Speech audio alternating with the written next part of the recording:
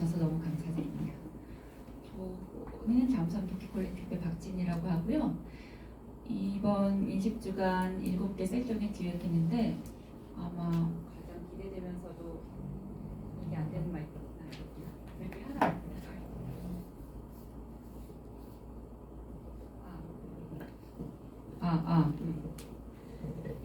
가장 기대되고 긴장도 됐고 정말 제일 어려운 주제를 다루게 될 세션으로 생각을 하고 있었어요. 제가 정말로 처음에 고사를 많이 하셨던 셀프네 선생님을 제가 막 강압적으로 모셔왔는데요. 다들 되게 바쁘시고 이런데 여기에 이제 귀한 걸음을 해주셔서 감사한 마음입니다. 한 분씩 소개를 부탁드릴게요. 김세론 선생님부터. 네, 안녕하세요. 저는 김세롬이라고 합니다. 사실 저는 그냥 같이 헤매려고 왔고요. 제 전공은 그 예방의학 전문의를 하고 한국의 보건의료 정책에 대해서 이제 대학원에서 공부를 했어요. 그리고 이제 시민건강연구소라고 하는 비영리 민간 연구소에서 젠더건강연구센터라고 하는 거를 만들어서 지난 한 3, 4년 동안 이제 한국의 젠더 관점의 보건의료 체계, 여성 건강과 관련된 연구 활동을 주로 하고 있습니다. 네, 오늘 초대해 주셔서 감사합니다. 열심히 해보겠습니다. 저는 한림대학교 성심병원 김연아입니다. 저는 임상의사이고 전공은 내과 중에서 류마티스 내과, 그러니까 면역과 관절염을 주로 치료를 하는 의사이고 전혀 이쪽하고 관계가 없는 사람인데 어떻게 살다 보니 저희 애가 좀 많이 아프고 해서 썼던 책들도 있고, 그리고 저는 이제 그 전공 이외에 우리나라에 지금 굉장히 좀 많은 그 갈등이 있잖아요. 의료가 왜 이 모양이 꼴이 됐는지 항상 이제 관심이 있어서 부업처럼 이걸 정책적으로 나름 혼자서 이제 자료를 모아보고 분석을 해보고 하면서 관심이 굉장히 많았어요. 그래서 의료 비즈니스 시대라고 하는 책을 쓰면서 이제 이런 목소리를 조금 내려고 하는데 참 어렵습니다. 왜 이렇게 됐는지 이제 설명을 해드리려면 안 들어요. 귀찮으니까 어렵고 생각하는 건 고통스럽습니다. 원래 내가 생각을 한다고 생각하는 게 사실은 남이 심어준 편견을 그냥 곱씹는 것일 뿐이어서, 근데 정말 지금 큰일 났습니다. 그래서 여러분들 관심 좀 많이 가져주십시오. 감사합니다. 안녕하세요. 제 이름은 안주란이고요. 방금 김연아 선생님께서 생각은 고통스럽습니다라고 얘기하셨잖아요. 그 얘기를 들으면서 마치 삶 자체가 고통이라고 얘기를 하잖아요. 그래서 이 삶과 함께 어떻게 고통을 잘 감내하면서 살아갈 것인가가 또 우리한테는 관건인 것 같고요. 저는 정신보건 간호사이면서 임상심리사이고요. 지금 우리 식이장애 환자분들과 식사치료를 진행을 하고 있고 심리상담도 진행을 하고 있습니다. 벌써 연차로 치면은 2001년도에 양재동에서 입원실을 오픈을 했었고요. 입원실을 기점으로 벌써 이제 올해로 치니까요. 한 24년차 들어오네요. 그렇지만 식이장애는 항상 어렵습니다. 복잡하고 한마디로 정의내리기 참 어려운 질병이고요. 그래서 이 환자들과 고군분투 하는 것도 어떤 때는 보람도 있고 또 어떤 때는 참 어렵다는 생각도 있고 스스로 좀 딜레마에 빠질 때도 있고 그런 과정 속에서 작년에 우리 진희님이 처음으로 인식 개선 주간 1회차로 시작을 하셨고 또 올해 이제 2회차로 제가 또 초청을 받아서 여기 앉아 있게 됐습니다. 여러모로 각 분야에서 오신 선생님들도 계시고 또 저도 제가 경험한 것들에 대해서 같이 잘 나눴으면 좋겠습니다. 감사합니다.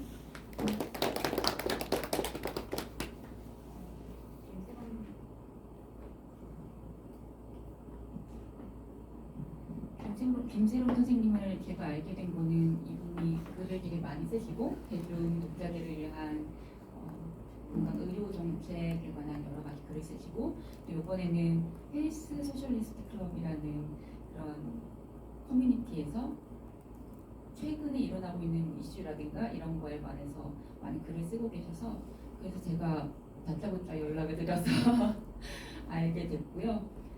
이번에 부산으로 부산 인제대로 교수님으로 발령을 하신다고 하십니다. 김현우 교수님은 제가 또 무작정 연락드린 분이기도 하고요. 그러다가 의료 비즈니스의 시대 북토크가 있어서 그때 찾아뵙고 그때 다시 한번 제가 메일을 드렸던 박진입니다 하고 소개를 드렸었습니다. 안주란 선생님은 그때 2001년에 입원병동 하셨을 때 제가 거기 첫 환자였어요. 그래서 20년 넘게 알고 있는 분입니다. 세 분을 저희가 모시게 돼서 너무 기쁩니다. 시작해 볼게요. 저는 사실상 세 분에 비해서는 정말 전문가도 아니고 그냥 당사자일 뿐이지만 나이가 들면서 그리고 아팠던 경험들이 과거가 되면서 왜 이런 일이 일어났을까라는 생각을 많이 하게 되고 또 나름대로 또 조사도 하고 글도 써보고 이렇게 되더라고요. 그러던 중에 제가 회사를 다니는데 디지털 헬스케어 회사에서 일하다가 한 2022년에 우연히 이런 논문들을 발견했어요. 이게 90년대에 정신과 쪽이 아니라 내과 쪽이나 아니 방사선 쪽에서 나오는 논문들인데 그러니까 젊은 여성이 응급실에 입원을 해요. 근데 진단명이 뭐냐면 가성 바터씨 증후군이라고 하는 거예요. 근데 바터 신드롬이라는 게 원래는 그 유전적인 희귀질환이라고 하더라고요. 그래서 어린아이들이 주로 진단을 받는데 여성들이 그와 비슷한 증상들을 보이는 거예요. 근데 알고 보면 이 사람들이 되게 오랫동안 이뇨제를 복용하고 있었던 거예요. 그래서 어떤 분은 37세 여자 환자로 여고 시절 갑자기 체중 증가로 이뇨제인 프로세미드를 하루 하나씩 20여 년 동안 계속 복용해오던 환자로 이틀 전부터 시작된 오심, 구토, 손발 저림, 설사 등을 주소로 본원 응급실을 통해 입원하였다라고 돼 있는데 이거는 대한방사선의학회지 1994년에 나온 논문이고요. 또 하나는 1993년에 이분은 30살 된 되게 젊은 주부고 딸이 하나 있는데 이 사례를 읽으면서 되게 뭐라 그럴까요? 연민과 안타까움이 들었어요. 이분은 환자는 5년 전 결혼하여 4살 된 딸 하나를 두고 있는 가정부부로서 이번 6년 전 하지 근육의 경련과 마비 증세가 있어 인근 병원 응급실에서 치료받은 후 회복된 적이 있다. 또 이번 3년 전 구토를 주소로 본원 응급실에 내원하여 또 검사를 받았었고 근데 그 후에 본원 정신과 외래와 인근 개인 정신과 병원에서 불면증과 히스테리성 정신병증이라는 진단하에 처방을 받았는데 삽입장애에 대해서는 아무런 인터벤션이 없었던 거죠. 그리고 여기서도 이렇게 써요. 이 저자들이 외모에 관심 있는 젊은 여성들이 이뇨제를 오래 과다 복용을 하여 이런 증상을 보이는 경우가 많다. 그러나 문진으로 했을 때는 이뇨제를 복용하십니까? 라고 물어보면 부인하는 경우가 많아서 알아채기가 어렵다. 소변 검사를 한다고 해야지만 부는 경우가 있다고 나오는 거예요. 그래서 이걸 읽고 정말 많은 생각이 들었었고 그러다가 이건 1993년 4년 논문이고요.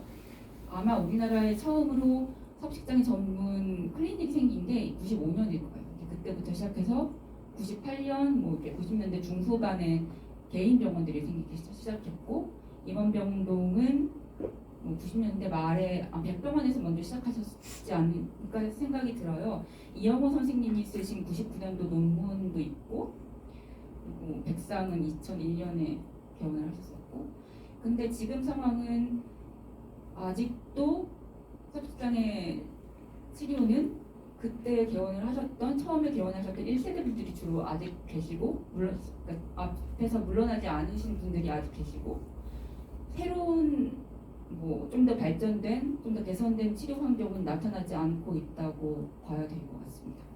이거를 어떻게 해석해야 될 것인지 저는 의견을 여쭙고 싶었어요. 가장 경험이 많으신 네네네. 저 말씀하시는 거죠. 그러게요. 일단은 제 생각에는 왜 식이장애 치료가 좀 더 진화되지 않았을까? 왜 처음에 초창기 때 치료가 여전히 유지가 되고 있을 거에 대한 거는 일단 수요의 문제가 아닐까 싶습니다. 그러니까 당뇨 시장 같은 경우에는 당뇨 환자가 많아지면서 더 새로운 치료제들이 많이 개발이 되고 뭐 연구도 많이 되고 있잖아요. 근데 그거에 비해서 식이장애 환자들은 일단은 병원에 많이 오지 않고 또 온다 하더라도 치료 연결이 잘 되지 않고 또 어떤 면은 아웃컴이 그렇게 좋지는 않아요. 그래서 의료계에서 그렇게 환영받거나 집중받는 질병은 아닌 것 같습니다. 일단은 쉽게 얘기하면 돈이 안 되는 거죠. 돈이 안 돼서 이들을 위해서 좀 더 나은 치료법을 개발하고 투자를 하는 것이 과연 의미가 있는가? 뭐 이렇게 일단 자본주의니까 의료도 이제 하나의 서비스 시장이잖아요. 그러다 보니까 먼저는 환자들이 뭐 치료를 많이 받으러 오고 또 그만큼 예후가 좋고 누락되지 않고 치료가 계속 유지가 된다 그러면 아마 조금 더 달라지지 않았을까? 일단 제 생각은 좀 그래요.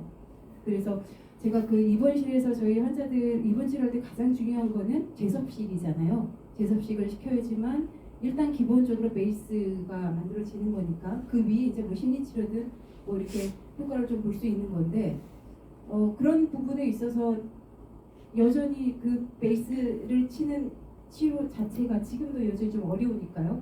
그게 이제 제가 하고 있는 식사치료라는 건데 그 식사치료도 쉽지는 않죠.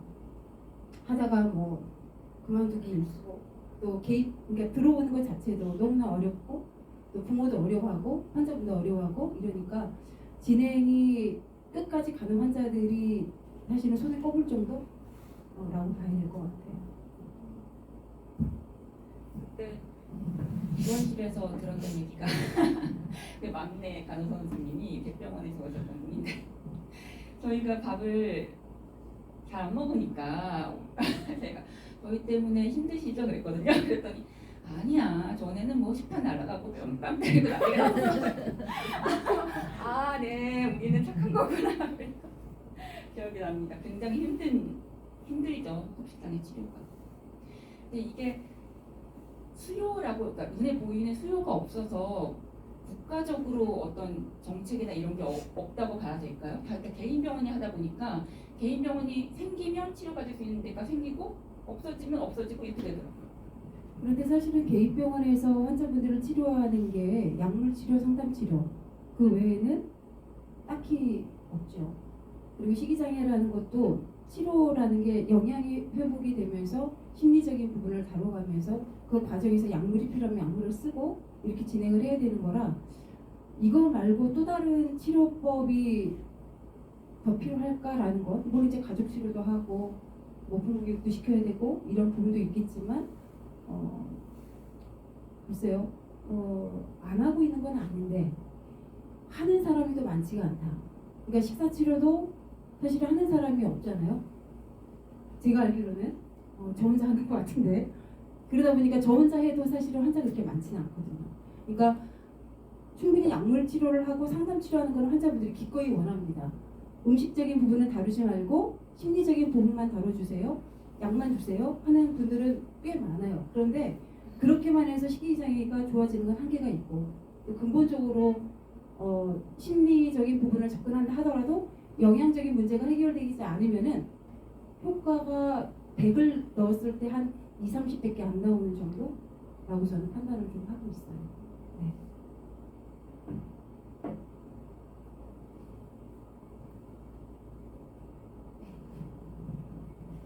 네, 그 언제쯤이죠? 우리가 처음 연락을 했던 게 한 10월 정도였을 거예요. 10월 정도에 박진희 선생님한테 갑자기 연락이 와서 막 엄청난 글들이 막 저에게 쏟아지고 이제 저는 여성 건강을 공부하겠다는 사람이니까 아 자료가 내 앞에 막 온다 읽자 그래서 열심히 책을 읽고 오늘도 이제 국걸 책을 완독을 하고 그리고 비만학회 가서 김윤리 교수님 강의하시는 거 듣고 뭐 이런 이제 속성 공부 중인데요. 그렇기 때문에 제가 지금 하고 있는 생각들은 굉장히 날것입니다.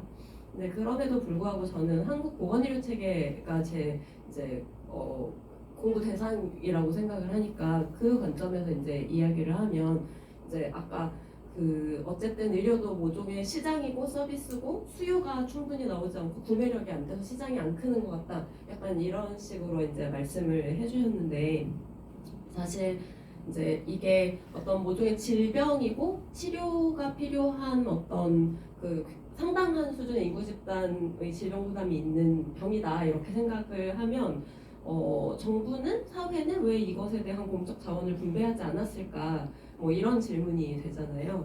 이제 그렇게 생각을 해보면 한국 보건의료 체계의 특성이 굉장히 많이 반영됐다고 저는 생각을 해요. 예컨대 이제 제 지도 교수가 이제 김창엽 교수님이라고 서울대학교 보건대학원에 계시는 분인데 그분이 이제 어느 책에 썼던 챕터명이 한국의 의료에는 돌봄이 없다. 뭐 이렇게 쓰거든요. 사실 헬스케어가 건강 돌봄이잖아요. 직역을 하면. 근데 이제 한국 의료 체계 특성상 되게 비싼 뭐 MRI를 찍어야 되고 아니면 비싼 약을 써야 되고 뭐 이런 인간이 노력과 정성을 들여서 하는 돌봄에는 거의 보상이 되지 않는 반면에 이제 뭐 굉장히 비싼 어떤 기계에 전기를 꽂아서 이제 하는 그런 것들에는 상당히 보상이 많이 나가고 그리고 이제 그런 진단과 일시적인 치료에 대한 보상이 중심이 되는 굉장히 공장 같은 포디즘적인 큰 병원들이 만들어져 있는 와중에 이제 뭐 BCT, DCT 뭐 이렇게 이야기를 하는 인지행동 치료, 사람과 사람이 관계를 맺으면서 서로를 지지하고 도와주면서 그 사람의 어떤 생활을 바꾸기, 생활과 생각하는 방식이나 이런 걸 바꾸기 위해 도와주는 이런 게 사실 섭식장애 말고도 한국의 의료 중에 그것을 굉장히 열심히 하는 영역이 있다고 볼 수 있을까? 쉽지 않고 건강보험 급여도 잘 안 되어 있고 이런 상황이라고 알고 있고 이해하고 있고요. 예컨대 최근에 정부가 엄청 관심을 보이고 있는 이제 마약 중독 같은 경우에도 약물 중독자들도 이제 벗어나고 싶어 하지만 그 중독에서 벗어나기 어려워서 지속적인 지지와 치료가 필요한데 이제 지금 병원이 부족하다는 거 아니에요?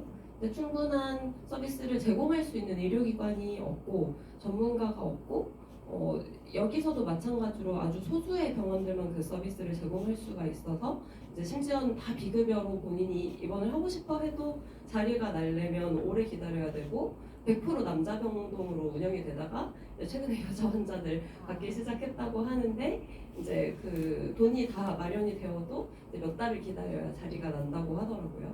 네, 그런 측면에서 아무래도 이제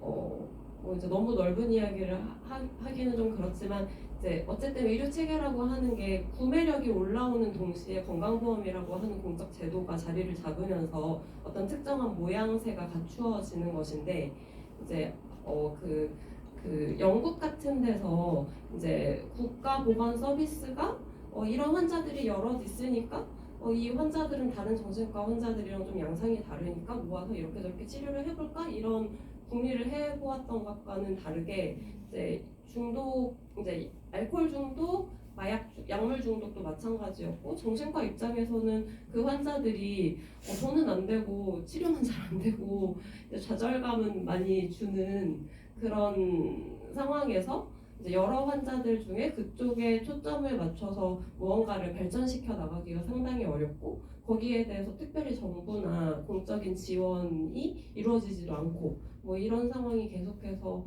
굴러갔던 것이 아닐까 이렇게 생각을 하고 있습니다.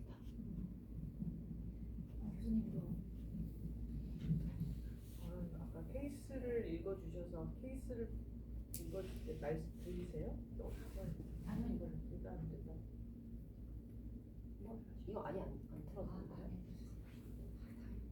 케이스를 읽어주셔서 기억이 나는데 제가 첫 섭식장애 환자는 통풍인데 여자들은 통풍 안 생기거든요 젊을 때는. 근데 30 정도 됐는데 통풍이 굉장히 심해가지고 오셨는데 뼈 가죽만 남았어요. 근데 물어보니까 진짜 이게 매일매일 이뇨제를 10여 년을 먹었다고 하더라고요.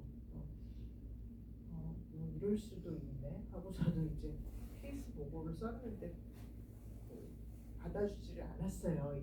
이런 케이스가 뭐 어디냐고 그래가지고 그랬던 기억이 나는데 그냥 20년쯤 전이거든요. 20여 년 전인데 제 기억으로는 그게 제가 처음으로 본 섭식장애 환자, 섭식장애로 본 게 아니라 통풍으로 봤어요. 이뇨제 많이 먹으면 통풍 생기거든요. 그리고 이제 잊혀졌다가 우리 애가 아픈 다음에 걔가 잠깐 섭식장애가 있었기 때문에 좀 관심을 가지고 봤는데 섭식장애는 제 생각으로 그냥 전문의가 아니니까 그냥 제 생각인데 그냥 여러분들 이렇게 소화불량 하면 원인이 여러 가지잖아요. 마찬가지 섭식장애도 하나의 증상이지 이게 병이 아니지 않나 하는 생각이 들고요. 시몬 베이유라고 해서 그 프랑스의 그 젊은 나이에 죽은 철학자가 있는데 그 사람 그 시스템에 항거하는 의미에서 밥을 안 먹어서 죽었습니다. 이거 섭식장애라고 해야 할까? 기준에는 맞아요. 그런데 자기는 이 부조리에 참을 수가 없다서 밥을 안 먹고 죽었어요. 그러니까 이건 섭식장애라고 기준으로는 맞는데 그 사람 정신병일까요? 그것도 아니잖아요. 그런 섭식장애가 있고 저희 같은 경우는 섭식장애가 아직도 좀 가끔 그 폭식 증상이 오는데 지금 상당히 이제 체중도 많이 늘고 그리고 지나갔는데 이 정신질환, 양극성 장애 같은 어떤 정신질환이 있을 때 잠깐 그 증상으로 왔다 갔다 하는 그런 섭식장애가 있을 수 있고 이것도 저것도 아니고 우울증이 있는데 오는 섭식장애, 뭐 이것도 저것도 아닌데 그냥 섭식장애 굉장히 다양하거든요. 이걸 하나로 퉁쳐가지고 보기 때문에 더 치료가 어려워지는 게 아닌가 하는 그런 생각이 있습니다. 그리고 이제 국가의 역할에 대해서 조커라는 영화 혹시 보셨나요? 조커를 저는 영화 굉장히 잘 만들었다고 생각을 했는데 또 이 아픈 친구들이 조커를 굉장히 좋아한대요 그 영화를. 근데 그렇게 하면 안 되죠. 아프다고 해서 사람 죽고 그러면 안 되는데 거기서 이제 굉장히 인상 깊었던 장면이 보면 이게 아픈 애들이 하는 그 특징적인 대화가 있어요. 그 상담사하고 이야기를 하는데 상담사가 이렇게 대화를 하다가 보니까 당신은 내 말 듣고 있지 않아. 이렇게 아픈 사람들이 제일 많이 하는 말이거든요. 분명히 듣고 있는데 그리고 대답을 했는데 자기 생각하고 전혀 핀트가 어긋난 대답을 했다고 내 말 전혀 듣고 있지 않아 이런 거예요. 근데 이제 상담사가 사실은 국가가 지금 주 정부가 지원을 끊어가지고 이제 이걸 받는다. 솔직히 말하면 국가는 당신한테 관심 없어. 나한테도 관심이 없고 그런 장면이 나와서 정신질환과 섭식장애를 포함하는 이런 여러 가지 정신적인 문제들 국가의 의지 문제라고 저는 생각을 합니다. 그래서 꼭 돈이 되고 안 되고가 아니라 이게 정말 중요한 질환이라고 생각을 하면 지금 뭐 마약 중독 치료를 하려고 신용을 하죠. 우리나라 정부는 신용은 되게 잘해. 실제로 하는 일은 없고. 그래서 그렇듯이 이게 이슈가 되고 하면 되게 중요하다고 생각을 해야지 될 텐데 어려운 게 한때 대부분이 여자거든요. 그런 관심 없어요. 네. 그래서 쉽지는 않을 것 같은데 뭐 목소리를 내야죠 계속. 계속 환자들 어려움을 겪는 분들 당사자들이 목소리를 내야 한다고 생각을 합니다. 제가 메일로도 세 분 선생님께 공유를 드렸는데 우연히 TV에서 요즘 되게 보기가 싫은 금연 광고가 되게 많이 나거든요. 그걸 보고서 이걸 어디서 만들었을까를 찾다가 금연 그 지원센터가 있다는 걸 알게 됐어요. 근데 거기는 건강진흥원 안에 센터가 있는데 왜 하필 알코올 중독도 아니고 저는 길에서 보면 알코올 중독이 훨씬 더 심각한 것 같은데 왜 금연에만 그렇게 탄탄한 지원센터가 있을까? 거기 사업 영역을 보면 제가 정말 섭식장애 지원센터가 있다면 했으면 좋겠는 사업들이 다 있는 거예요. 연구, 교육, 뭐. 그래서 이건 어떻게 가능했을까라는 질문이 있었거든요. 혹시 그에 대해서 선생님들 생각하시는 게 있으시다고요? 그거는 정책 전공자에게 쉬운 질문입니다. 왜냐하면 담뱃세로 운용되기 때문이에요. 그러니까 글쎄요, 그 역학적 근거가 가장 강한 발암 물질, 가장 광범위한 만병의 근원이 이제 담배라고 이제 되어 있죠. 이제 굉장히 많은 연구가 이제 축적이 되어서 물론 1950년대에는 미국 의사들이 담배 너무 좋고 암 안 생긴다고 광고를 했다는데요. 이제 그 사이에 담배를 피는 사람들에서 안 피는 사람들에 비해 이제 폐암이 뭐 40몇 배, 70몇 배 이렇게 많이 생긴다부터 시작해서 만병의 근원이다 이런 게 이제 되고 그리고 안 그래도 식욕억제제와 관련해서 제가 연결짓고 있는 개념 중에 이제 건강의 상업적 결정 요인, 커머셜 디터미넌트 오브 헬스라는 게 있어요. 시장에서 돈 벌려고 만들어서 파는 건데 그게 건강에 아주 치명적인 영향을 미치는 것들, 뭐 담배, 아니면 뭐 술, 아니면 그 굉장히 살 많이 찌는 음식, 뭐 이런 것들을 이제 거기다가 많이 넣는데요.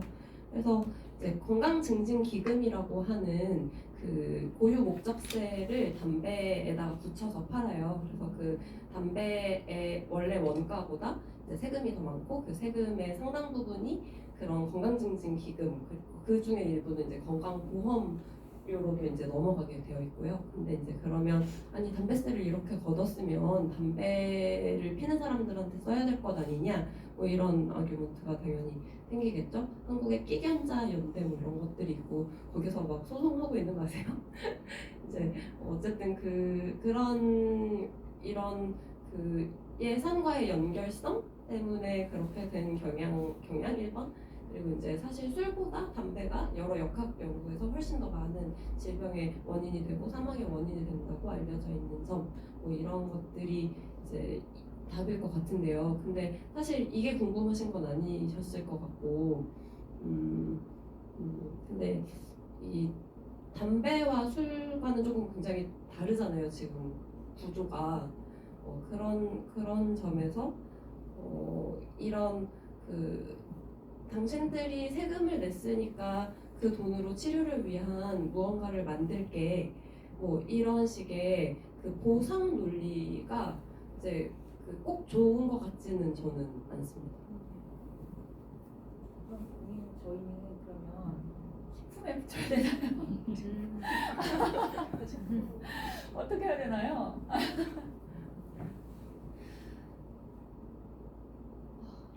네.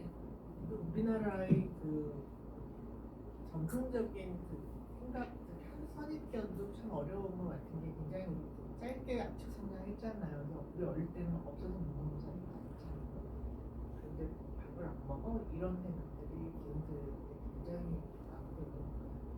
우리가 배가 부르니까 그러는 거다. 그래서 굉장히 나쁜 선입견, 정신질환 자체에 대해서도 지금 굉장히 선입견 굉장히 많거든요. 근데 그 중에 하나인 정신질환일 수도 있는 이런 문제인데다가 밥을 안 먹어, 뭐 지금 굶는 사람이 얼마나 많은데 뭐 이렇게 같이 판단이 더해지면은 참 이게 어렵습니다. 이게 한번 그 선입견이 굉장히 강하고 그 당사자에 대해서 사회적으로 편견이 굉장히 커지면은 정말 그 지원도 받기가 어렵고 그렇거든요. 그래서 그런 선입견들을 우리가 설득을 해야 하는데, 설득의 기술이 있어야 하는데 우리나라 사회에서 또 그런 독특한 그런 도입법이 오래 넘어오던 그런 시절이 있어서 더 좀 부정적인 선입견이 강해진 것 같습니다. 그러다 보면 정치인들은 표현되는 걸 아무것도 안 하거든요.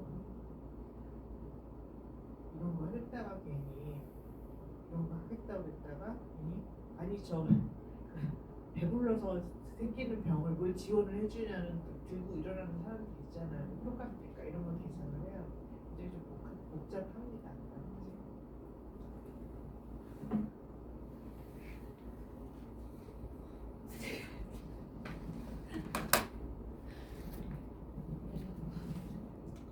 그 금연지원센터 그 홈페이지를 보면서 제가 너무 부러웠던 거는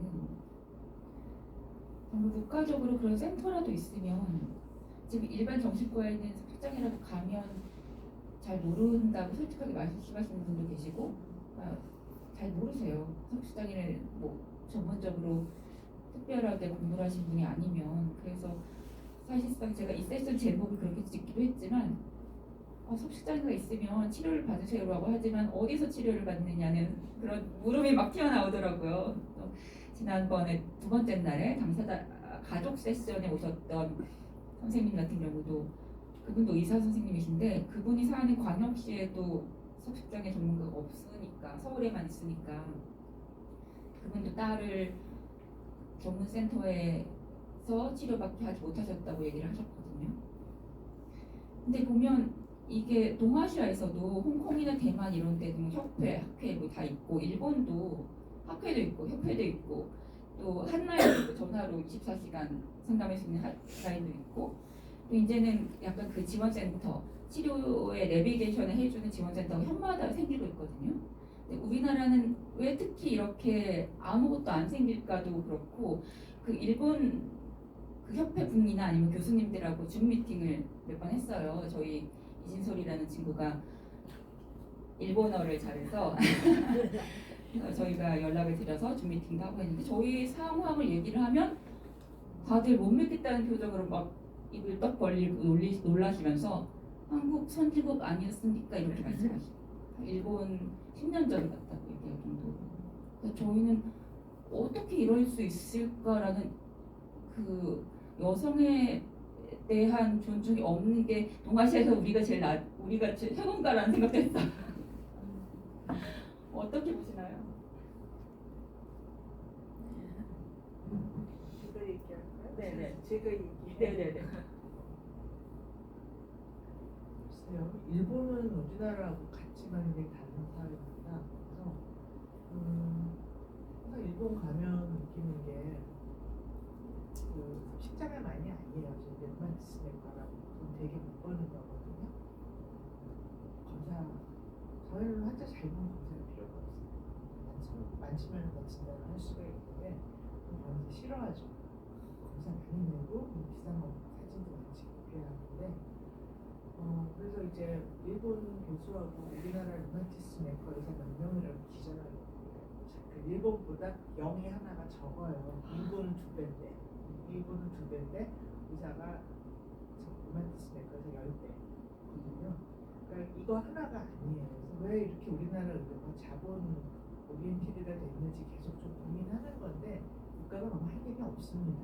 국가가 판을 깔아줘야지 그러니까 그렇잖아요. 코로나 때도 공공병원이 없으니까 환자가 못 간다. 그래서 우리나라가 이제 병상수는 세계 최고로 많아집니다. 근데 공공병원이라고 하는 게 10%가 안 되고 공공병원 있는 분들은 그러면 돈 걱정 안 하고 환자를 그냥 아니에요. 공유재산제. 그래서 기술 돈 벌어요. 그래요. 우리나라는 공적인 의료 없습니다. 다 의사들 돈 벌으려고 해요. 그러니까 이렇게 되니까 사실 이제 좀 의사들이 좀 수가 신경 안 쓰고 자기 환자 한 명당 몇 분 봐야지 이거 신경 안 쓰고 좀 이렇게 직장 같은 경우는 사실 돈 나올 게 뭐 있어요. 다 말을 들어주고 얘기하고 이거밖에 없잖아요. 환자 한 명당 보는 시간을 좀 충분히 이거를 보상을 해주고 하면은 저는 충분히 하실 분들이 있을 것 같아요. 안 돼요. 이게 최저임금 대비 우리나라 전 진짜로 낮은 나라가 전 세계 어디도 없고요. 그러니까 이게 안 돼요. 이렇게 정신건강의학과도 마찬가지로 이거 말밖에 없잖아요. 근데 병원에서 이게 저기 그 국가에서 너희들은 정신건강의학과를 꼭 가지고 있어라 이렇게 하니까 그냥 우리가 겨자 먹기를 안고 있지 병동 막 닫으려고 하고 막 그래요. 오늘이 그럴 때도 있어 수지 않고. 그러니까 이거는 저는 우리나라 의료 시스템처럼 이렇게 되면 오너들이 그런 그따위 행태를 보이는 거 저 이해하겠어요. 이게 아이고 자본주의 특징이 그거 아닙니까? 자본을 무한 축적하려는 게 특징 아니에요. 근데 그래도 된다고 정부가 그랬지. 당연히 그렇게 행동을 하겠죠. 그걸 이제 이런 공적인 시스템, 환자들이 돈 걱정 안 하고 의사들도 신경 안 쓰고 이렇게 볼 수 있는 이 시스템이 40% OECD 국가는 다 퍼블릭 프라이빗 나눠져 있어요. 프라이빗은 진짜 편하고 돈을 좀 많이 냈지만 이렇게 볼 수 있고 퍼블릭은 좀 불편하고 하긴 한데 할 건 다 할 수 있는 시스템이 있거든요. 우리나라는 안 돼 있어요. 그러니까 국가가 너무 할 일이 없습니다. 근데 지금도 공공병원이라고 하는 퍼블릭 섹터를 만들겠다는 이야기는 참여정 때 딱 한 번 나왔어요. 30%를 좀 만들어 놓으면 크리티컬 매스라고 좀 이게 판도가 바뀔 수 있는 30% 대들을 만들자. 바로 싹 없어졌습니다. 재경부가 그 돈 못 줘. 그 돈이 왜 필요해? 이렇게 나옵니다. 우리나라 기획경부 친구로 해도 많이 바뀌었다. 이 사람들이 나라에 있는데 이 사람들이 돈을 쥐락펴락하고 지금까지 코로나 그 난리가 나도 공공병원 예산 한 번 제대로 수행을 한 적이 없어요. 그래서 우리나라는 다 비즈니스 하고 일본하고 굉장히 다른 점이 있어요. 일본은 공공영상이 30% 정도 되거든요. 그렇기 때문에 우리가 생각할 때 돈이 별로 안 되는 의료도 되는 거예요. 우리나라랑 굉장히 다릅니다. 참 싶어요. 우리나라 이렇게 보면 일본 가보면 그 동경 시내에도 높은 아파트 별로 없어요. 다 공기도 마지막하고 사람 주눅들게 안 해요. 물론 이제 뭐 시부야나 신주쿠 가보면 자신은 없지만 그 조금만 더 언저리로 가면 건물들은 다 나지막하고 50년 된 동네 식당 이런 것들이 있어요. 일본하고는 굉장히 다르고 우리나라는 너무 자본의 잠식 많이 돼서 지금 의료까지도 그렇게 돼서 이 많은 갈등이 일어나고 그렇다고 이해를 하시면 되고 그래서 식장애가 돈이 될 리가 없는데 이거야말로 그러니까 이런 것들이야말로 국가에서 지원을 해줘야 하는데 여러 가지 그런 문제가 한두 가지가 아니거든요. 국가가 적극적으로 돈 안 되는 건 지원해주고 수학과 오픈도 똑같습니다. 소멸 시장에 자본주의에 누가 뛰어듭니까? 수학과를 잘 안 해요. 근데 정부는 그거를 그러니까 뭐 지금 의사를 뭐 2,000명을 만들어서 어느 세월에 수학과 의사가 되는 것도 아니고 간단하거든요. 간단하진 않지만 그렇게 되면은 수학과 오픈런이 왜 생깁니까? 그 수학과가 낮에는 또 한참 없어요. 엄마 아빠가 애를 들쳐오고 애를 진료를 보고 직장을 가야 합니다. 그러니까 수학과 오픈런이 있는 거거든요. 아기가 아픈데 얘를 돌보지를 못해. 직장에 나가야 해요.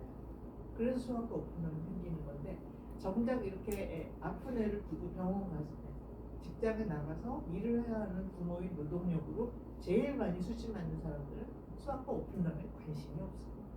그래서 모두 다 의료 문제라고 떠넘기고 있고 그리고 참 그러니까 이제 애를 더 안 낳죠.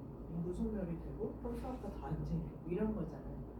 국가가 수학과처럼 지금 자본주의 시장 논리로는 답이 없는 데다가는 병원을 만들어줘야 합니다. 만들어줘. 부모들이 정 연차 이렇게 휴가 못 내고 그러면 아침 시간에 딱 가서 진료를 볼 수 있게 만들어주면 되거든요. 수학과 아니라도 가정의학과가 안 하죠. 다 그냥 월세 내하고 하는 그 자영업자죠. 개원이 다 하시고 하니까 이게 시장이 좀 깨이는 거거든요. 그래서 참 그 우리나라의 이 문제는 참 어렵습니다. 어려운데 관심을 가지시고 왜 이렇게 될 수밖에 없나 관심을 가지시고 좀 말만 하는 정치인들 펴주시면 잘 이해를 하셔야 합니다. 사실은 저는 뭐 정책이라든가 뭐 통계라든가 그런 거에는 좀 문외한이고요. 제 이제 경험에 의하면 저는 이제 저희 아이가 일형당뇨예요. 일형당뇨 환자는 수가 그렇게 많지는 않습니다. 이제 갈수록 좀 많아지고 있다는 얘기도 있는데요. 저희 아이가 일형당뇨를 진단받은 연도가 지금으로부터 10년 전이에요. 10년 전이었고 그때 이제 저는 뭐 학교 다닐 때 일형당뇨라는 거를 그렇게 막 중요하게 배우지도 않았고 워낙 희귀하고 발병률이 낮았기 때문에 근데 이제 아이가 일형당뇨인 거죠. 제가 집에서 먼저 아이를 발견을 하고 일형당뇨구나. 그리고 이제 진료를 받아야 되겠다. 근데 이제 진료를 받고 나서 이 아이의 혈당을 잡아야 되는데 너무 어려운 거예요. 외부에서 인슐린을 맞춰야 되고 혈당의 흐름을 파악을 해야 되고 분석을 해야 되고 뭐 몇 단위를 먹었을 때 산소 몇 단위를 먹었을 때 뭐 어쩌고 저쩌고 뭐 노트 몇 권을 사서 계속 분석을 하고 하는데도 너무 어려워요. 그래서 제가 생각하기에는 이렇게 해서는 우리 아이가 얼마 못 가서 합병증이 생기겠다. 그러면 여기에서 내는 과연 부모로서 뭐를 할 수 있을까? 그러면서 이거를 혈당을 계속적으로 볼 수 있는 시스템이 좀 필요한데 서치를 막 해봤더니 연속 혈당 측정기라는 게 있었고요. 이미 외국에서는 많이 상용화가 되고 있었고 심지어는 정부에서 일형당뇨라고 진단을 내리면 그냥 펌프를 채워주고 그런 것들을 다 의료 서비스를 제공을 해주고 하는 거라는 거를 이제 들었어요 제가. 그때 이제 저희가 서울대병원에 이제 다녔었는데 제가 찾아가서 이제 얘기를 했습니다. 우리나라는 왜 이걸 도입을 하지 않느냐? 이 아이들이 이제 장래 미래 인구들인데 이 아이들이 한 명이라도 건강하게 살 수 있도록 하는 건 정부의 책임이기도 하지 않냐? 이건 한계가 있다 부모로서. 내가 아무리 나도 간호학을 전공을 하고 조금 안다는 입장에서 관리를 해서 너무너무 어려운데 그렇잖아요. 부모들 얼마나 더 어렵겠냐. 근데 이제 그때 선생님들이 연소연산 시절에는 위험합니다. 5분마다 아이에게 성적표를 주는 거기 때문에 안 하는 게 좋습니다. 라고 얘기를 했어요. 근데 제가 그 얘기를 들으면서 속으로는 속된 말로 아 웃기고 있다. 이런 생각이 들었어요. 웃기고 있네 그거 아닌데? 그래서 저는 밀수를 했습니다. 밀수를 해서 중국을 통해서 러시아 뭐 독일 거 막 이렇게 밀수를 해가지고는 몰래 반입을 받았어요. 그거를 제가 그냥 우리 아이를 채우고 제가 나름 공부를 해서 혈당을 관리를 해줬어요. 그러고 나서 이 몇 안 되는 이정당의 부모들이 뭉친 거예요. 뭉쳐서 우리 이렇게는 우리 아이를 못 살리겠다. 우리 아이들을 살리려면 부모가 나서야 되겠다. 그래서 서로 연합을 하고 기계를 계속 홍보를 하기 시작했고 우리가 그냥 뭐 이러다가 철장 가면 철장 가는 거지. 내 아이 살리다가 내가 잡혀갔어? 위법이 됐어? 그래서 할 수 없어. 난 일단 살려야 돼.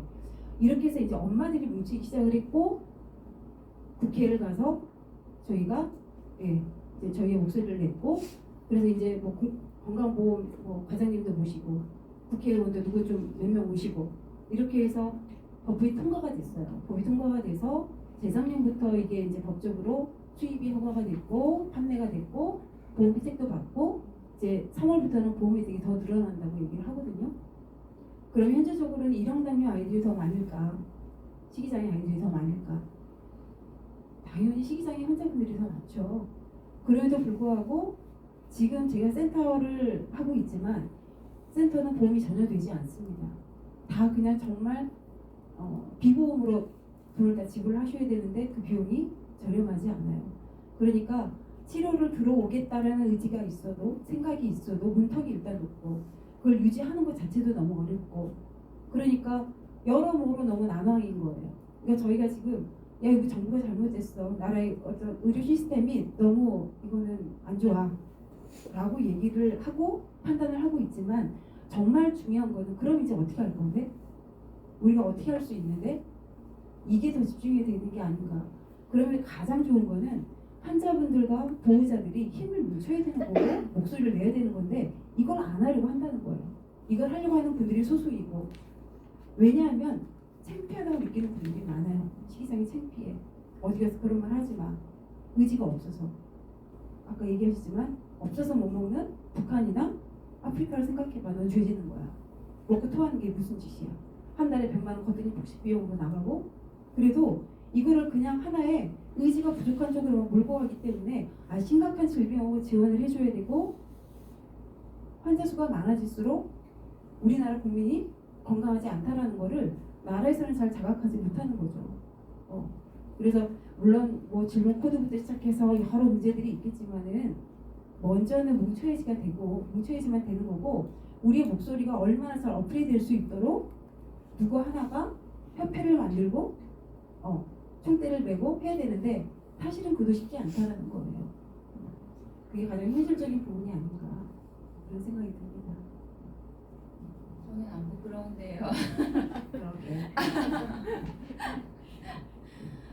제가 2022년에 그 디지털 헬스케어 회사에서 일하면서 식단에 대해서도 하고 불면증에 대해서도 하면서 불면증에 그 CBT-I가 있잖아요. 불면증에 맞게 조정이 된 인지행동 치료가 있는데 그게 이제 보험이 된다는 거를 알게 됐어요. 근데 그거를 여러분들한테 물어봤는데 너무 놀랍게 제가 20살 때 상담을 받았던 서울대 심리학과 교수님께 여쭤봤더니 그분이 갑자기 저는 생각지도 못하게 분노의 메일을 보내셨는데 원래는 그 CBT를 심리학자분들이 하셨는데 수가가 적용됐는데 되면 의사분들이 하셔야지만 적용받는 거잖아요. 그래서 그게 다 무너졌다는 거예요. 그거 할 수 있는 그 여건들이. 그래서 제가 그걸 물어봤었거든요. 섭식장애도 CBT처럼 이렇게 뭐 에비던스가 보이는 거 처음 그거부터 뭐 수가를 인정해 준다고 하면 뭐 CBT 같은 거부터라도 수가가 적용되면 어떻겠느냐 이렇게 얘기를 했더니 그게 그렇게 단순한 얘기가 아니다 이렇게 얘기를 하시고 인지행동치료. 네. 그리고 또 이제 섭식장애 전문 클리닉을 운영하시는 한 선생님도 분노의 카톡을 보내시면서 그분도 비급여로 진료를 하시고 그분은 CBT가 아니라 다른 좀 더 좀 깊은 쪽으로 분석은 아니지만 그런 쪽으로 심리 상담을 하세요. 그러니까 만약에 CBT 습관 적용을 하면 자기처럼 이렇게 최선을 다해 모든 것을 바쳐서 진료를 하는 의사가 없어지지 않겠느냐고 얘기하시더라고요. 그래서 이게 진짜 단순한 문제가 아니구나라는 생각을 했었어요. 여기에 대해서 어떻게 생각하시는지 궁금합니다. 예정된 결과죠. 그러니까 한국 의료보험이라고 하는 것이 사실 이제 의료와 치료 재료와 뭐 이런 것들에만 적용이 되고 이제 의사가 중심, 그러니까 의료법상 의사가 운영하지 않는 모든 서비스는 의료보험에 거의 들어온 적이 없잖아요. 그러니까 사실 아까 지금 무엇을 할지가 중요하지 맥락은 뭐 다음 이야기라고 하셨지만 그럼에도 불구하고 맥락 이야기를 좀 하면 그러니까 일본 같은 경우는 한국 제도가 일본의 보험을 굉장히 많이 베꼈는데도 왜 거기는 공공병원이 잘 돼? 너무 이상하네. 뭐 이런 생각을 하면서 좀 출장을 다녔었는데 이런 식으로 많이 설명하는 것 같아요. 대학병원이라고 하는 어떤 의학적 전문성을 갖추고 있는 공간들이 커지던 시점이 그들은 이제 1차, 2차 세계대전 하면서 너무 많은 국민이 다쳤고 그 사람들을 치료해야 마땅하고 그거는 전쟁을 했던 나라의 책임이고 뭐 이런 시점에서 이제 각 시도마다 그 공공병원이 거점이 된 거예요. 이후에 민간병원이 생기기는 했지만 어쨌든 가장 전통이 깊고 제일 고유한 이 권위를 가지고 있는 것은 공공병원, 시립병원 이런 데인 거고 사실 한국만 자본주의 하는 건 아니니까 뭐 영미의 자본주의도 뭐 한국보다 맵지 않다고 할 수 없을 텐데 그럼 걔네들은 어떻게 하는 거냐 이렇게 생각을 해보면 미국 의료 엉망인데 정신보건은 공공이 하잖아요. 그러니까 거기도 이제 그 베트남전 이후에 굉장히 많은 사람들이 정신질환으로 인해서 어려움을 겪었고 약물 중독 문제도 굉장히 심각했고 그것을 너무나 비싼 미국의 민간 의료가 해결할 수 없는 상황에서 이제 공공이 어쨌든 정신보건과 관련해서는 센터를 만들어서 이제 약간 더 저렴한 이제 심리학자, 임상심리학자, 상담사, 뭐 상담간호사 뭐 굉장히 다양한 팀 어프로치를 해서 그것을 이제 유지하게끔 되었던 이런 맥락이 있는 거라면 그에 비해서 한국은 사실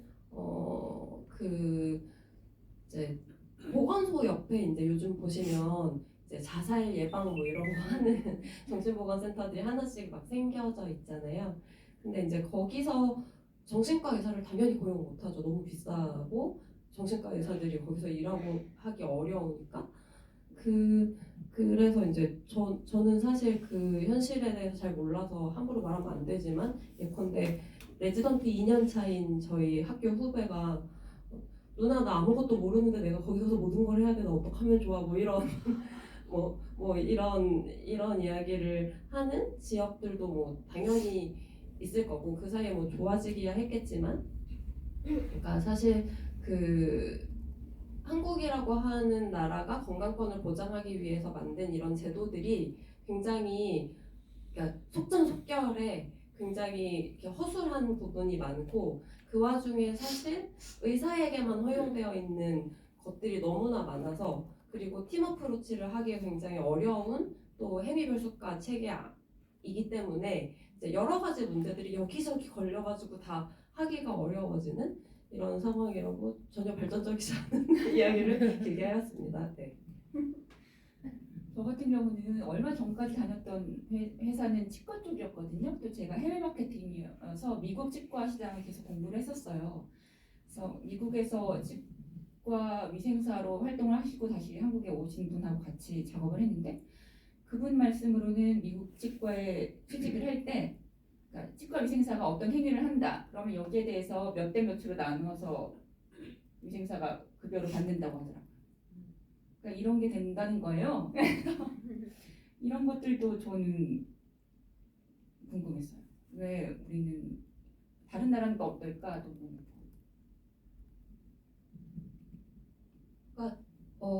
사실 OECD 국가들은 말씀하셨듯이 공공 영역이 꽤 많고 이제 약간 롤 시프팅이라고 하나요? 그러니까 한국에서는 의사들만 할 수 있는 굉장히 많은 역할이 비의사 인력에게 넘어가 있는 상태라고 저는 이해하고 있거든요. 예컨대 스위스에서 만성질환에 대한 1차 의료 간호사가 다 하고요. 네덜란드에서 조산사가 아예 다 받고요. 뭐 이제 아마 정신과 영역은 제가 잘 모르지만 그러니까 그냥 막연히 보는 그 드라마에서도 의사가 아닌 굉장히 많은 인력들이 등장하잖아요. 네, 그런 종류의 그 어떤 팀으로 접근해서 하는 것이 왜 그 나라들은 가능했을까를 생각을 해보면 의사가 하는 일 하나하나에 계산을 해서 주는 게 아니라 예컨대 독일 같은 데는 그렇게 하죠. 너네 올해 예산 얼마 썼어? 인건비 포함해서 그래서 우리 50억 썼어. 그러면 그래? 그럼 물가 상승률 반영하고 너네 일 잘했으니까 내년에 55억 줄게. 그걸로 일해? 이렇게 하거든요. 그럼 병원 입장에서는 가장 비싼 의사 인력은 아주 아껴서 쓰고 이제 비의사 인력이 할 수 있는 부분들에는 이제 촘촘하게 다른 인력으로 채우고 뭐 롤시프팅을 안 시켜도 하고 싶은 마음이 들고 그게 그렇게 되겠죠? 이제 그에 비해서 이제 한국은 훨씬 더 이렇게 행위별수까지 우리가 무언가를 하나 했을 때 돈을 받을 수 있는 이런 상황이고 이제 어떤 게 맞는지는 사실 한국 같은 이런 상황에서 갑자기 왕창 돈을 주면 너네가 알아서 잘해 이렇게 하면 과연 잘 할까에 대한 의심이 드는 것도 사실이잖아요. 그래서 이제 하나의 답이 있다고 생각할 수는 없는데 약간 저는 한국의 의료를 보면 아니 그 아픈 사람이 병원에 간다? 병원에 가서 치료를 원한다? 치료를 받는다? 나간다? 이게 쭉 패키지잖아요.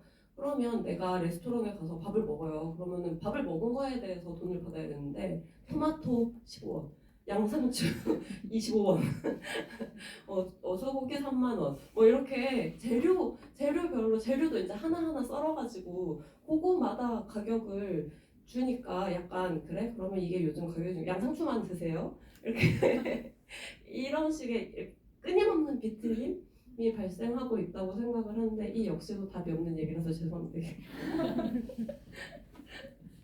제가 설명을 좀 해드릴게요. 저는 돈에 굉장히 관심이 많거든요. 왜냐하면 인간의 행동을 자본주의 사회에서 제일 잘 조정하는 게 돈이니까. 지금 이제 의사들 싸우면 다들 꼴보기 싫잖아요. 수가 얘기하고 잘 사는 것 같은데 또 그 수가를 얘기하면 정말 꼴보기 싫잖아요. 그래서 게다가 또 이제 의사가 많이 늘린다니까 그럼 의사 많이 늘리면 수입이 낮아질 테니 저 난리를 하나 진짜 꼴보기 싫잖아요. 저도 사실 좀 꼴보기 싫어하는데 그 이제 행위별 수가 한번 가면은 뭐 김치도 돈 내고 무도 돈 내고 다 돈 내고 77년에 우리나라 개보험할 때 돈이 정말 우리나라 그때 GDP가 전 세계에 65위인가 그랬거든요. 이런 나라에서 국민 건강보험을 시작한다는 건 상상을 할 수 없는 일인데 어쨌든 박정희 독재 정권이 시작을 했어요. 왜냐면 북한은 그걸 공산국가니까 해주고 있었거든요. 체제 경쟁에서 너무 뒤진다 생각해서 강제로 시작을 했는데 시작을 할 때 그다음 돈이 없으니까 필수 정말 중요한 거는 굉장히 싸게 지금도 그게 그대로 가고 있어요. 최저임금 대비해 보면 다 답이 나와요. 각 나라의 최저임금 대비 진찰료 뭐 이런 거 다 정말 최저예요. 그러면서 이제 그러니까 이제 의사들이 반발을 할 테니까 왜냐면은 원가가 안 되는 수가를 해놨으니까 그러면은 너희들이 비급여를 해서 알아서 먹어라. 그리고 행위별로 해주겠다. 이걸 풀어줄 그때 암묵적인 약속을 한 거예요. 그게 지금까지 이렇게 온 거거든요. 근데 지금 우리나라 GDP 얼마나 64위 아니잖아요. 그리고 국민들 요구 수준도 굉장히 많아졌고 그리고 의료도 발전해서 비싼 약이고 되게 많아졌잖아요. 따라가지를 못합니다. 이 비용을 누르는 게 그게 그동안 됐기 때문에 그런데 이걸 누를 수가 없다는 걸 드러낸 게 실손보험입니다. 실손보험이 열린 다음에 완전히 보물 터지듯이 비급여 시장이 확 늘어났거든요. 그런데 실손보험 시장이 말해주는 게 두 가지가 있는데 이 사람들이 자기 생활 수준이 올라가면서 그 필요로 하는 의료 수요는 누를 수가 없다는 거 하고 의사들은 타락할 수 있다. 두 가지를 보여줍니다. 굉장히 여러분들이 그 오해를 하시는 게 비급여 하면 굉장히 무슨 악의 축 같고 그렇잖아요. 필요한 것들 굉장히 많습니다. 아직도 그 공보험으로 충분히 커버가 안 되는 게 막 섞여 있어요. 진짜 이거는 왜 하나 이런 것도 많지만 그거는 꼭 필요한 게 있어요. 막 섞여 있어요. 그러다 보니까 총체적으로 이게 불신만 굉장히 커지죠. 불신 비용이라는 게 있습니다.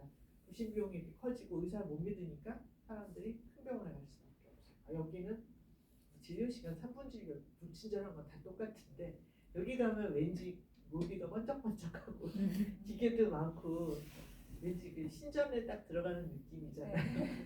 왠지 여기 가면 내가 속지 않고 그냥 잘 치료를 받을 것 같아. 그 빅병원, 빅5들이 경쟁적으로 어떤 한 그 질환에 대해서 뭐 하룻밤 자고 나오면 1,000만 원짜리도 있대요. 근데 돈을 그렇게 본인이 안 내니까 모르는데 공단에 신청하는 게 하룻밤 자고 나오면 1,000만 원짜리 프로그램이 있다고 합니다. 아산병원에. 저는 그 얘기만 들었지 확인은 못했는데 이렇게 되거든요. 그래서 생리별수가제를 좀 부숴야 하는데 이거 부수는 거는 아마 의사수 2,000명 늘리는 것보다 더 어려울 것 같습니다. 이게 한번 이렇게 판이 이렇게 짜여지면 깨기가 정말 어려워요.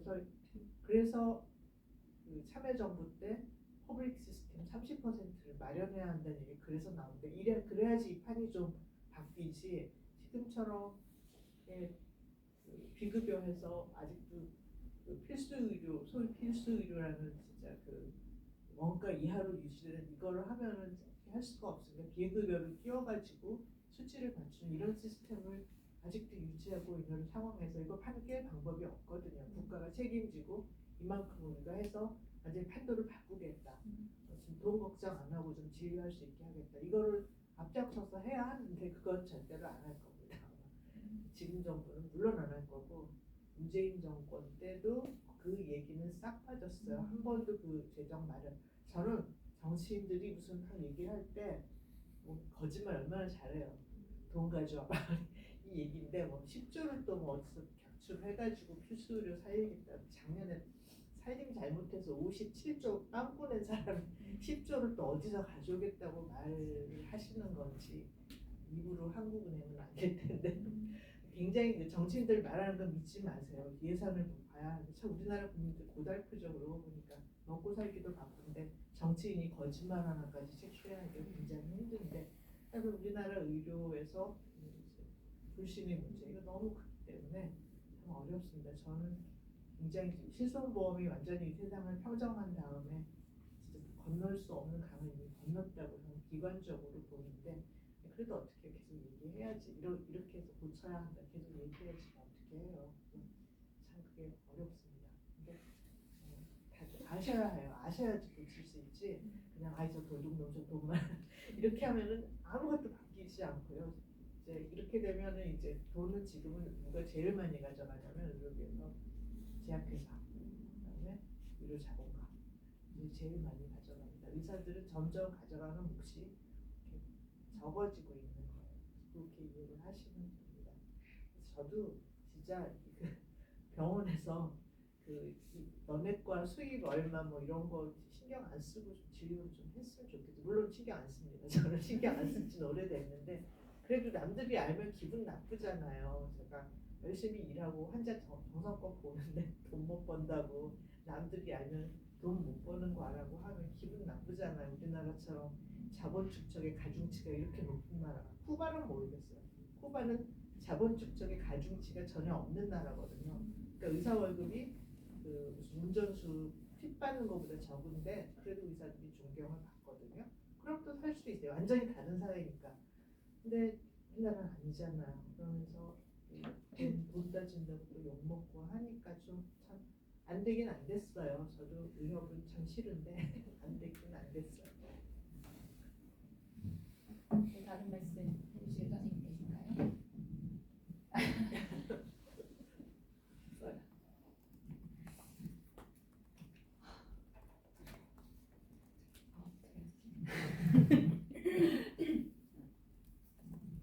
말을 많이 하고. 아니요. 더 해주셨으면 좋겠어요. 더 해주셨으면 좋겠어요.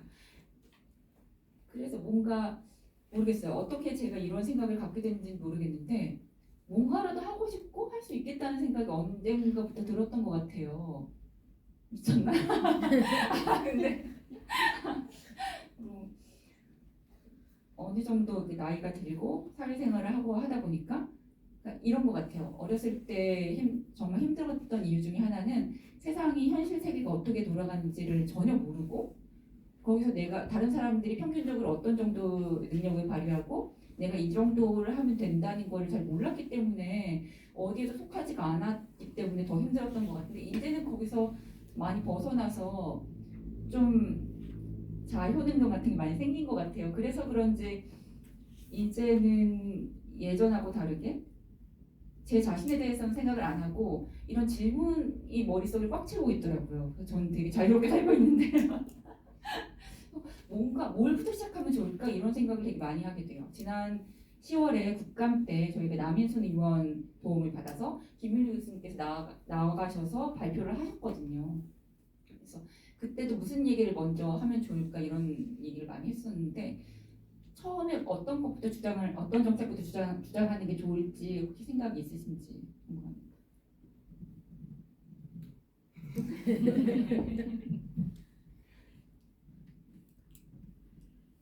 그 지하철 타고 오는 길에 말씀하신 기사를 찾아보면서 왔어요. 근데 이제 일단 좋은 시작은 일단 진단명이 우리에게 있다. 진단명도 없을 수도 있는데 의학적인 진단명으로 이제 들어가 있고 병원에서 어쨌든 상담을 하고 약물 치료를 받는 거는 급여가 맞잖아요. 일단은 이제 거기까지는 너무 이제 큰 산을 하나 넘은 셈인데 그 이준규 과장이 국장님이 너무 그거에 대해서 잘 생각해보고 저희가 이제 급여를 위한 노력을 하겠다 이렇게 이야기를 했다고 기사에는 나오는데 그 이후에 이제 정부가 어떤 특정한 의료 서비스에 대한 보험 급여를 본격적으로 하겠다 이렇게 하면은 수가를 만드는 연구 용역을 내야 되거든요. 근데 그러니까 예컨대 이런 이야기를 할 필요는 없겠지만 그냥 뷔페 오시면 한 분당 얼마 이게 아니라 하나하나 따져야 되는 행위별 수까지 안에서는 의사의 시간과 위험 비용과 병원의 전기세와 보조 인력을 얼마나 쓰고 막 이런 것들을 다 합해가지고 무슨 상대 가치 점수 막 이런 걸 만들어가지고 수가를 만들어야 돼요. 근데 그런 수가를 만드는 연구 용역은 지금 6개월이 지났는데 어디에서도 안 냈고 지금 보건복지부가 저러고 있잖아요. 그러면 이 와중에는 이 모든 게 다 밀리는 거고 빨리 진행이 되지 않겠죠? 그런 점에서 정부의 움직임을 기다리기에는 너무 갑갑하실 것 같아요. 그래서 저는 사실 선생님이 저한테 먼저 연락을 하셨을 때 어떤 생각을 했었냐면 참 드러나지 않고 의사들이 잘 모르는 질병이고 치료법에 대해서도 충분히 이제 국내의 맥락을 반영한 근거 기반 의학이란 어떤 방식으로 프랙티스 돼야 되는지에 대한 광범위한 합의가 없는 상황에서 예컨대 한국보건의료연구원 네카라고 부르는 이제 보건복지부 산하 기구가 있거든요. 거기서 이제 일형 당뇨 환자들도 그거 하셨었는데 환자 중심 환자 중심 의료기술 굉장히 길지만 어쨌든 환자 중심 의료기술 무슨 연구 사업 이런 것들이 있어요. 이제 그런 거에서 사실상 환자 참여를 통해서 좀 더 좋은 의료를 할 수 있게끔 서비스를 개발해보자 이런 식의 이제 사업단과 프로그램이 있거든요. 그러면은 이제 사실 그 모든 것 중에 하나는 여성 건강을 해야 된다. 그렇지 않냐 솔직히 전체도 아니고 10몇 개의 사업 중에 하나 정도는 여성 건강을 하는 룰을 내부에 만들어라 이런 거를 제가 중앙성별영양평가센터에서 성별영양평가를 하면서 맨날 제안을 했는데 늘 씹혔죠. 그런 게 어딨냐. 예컨대 그런 거예요. 당뇨는 여자도 걸리고 남자도 걸리니까 당뇨하면 여자도 다 치료하는데 왜 여성 질환을 우리가 해야 되냐.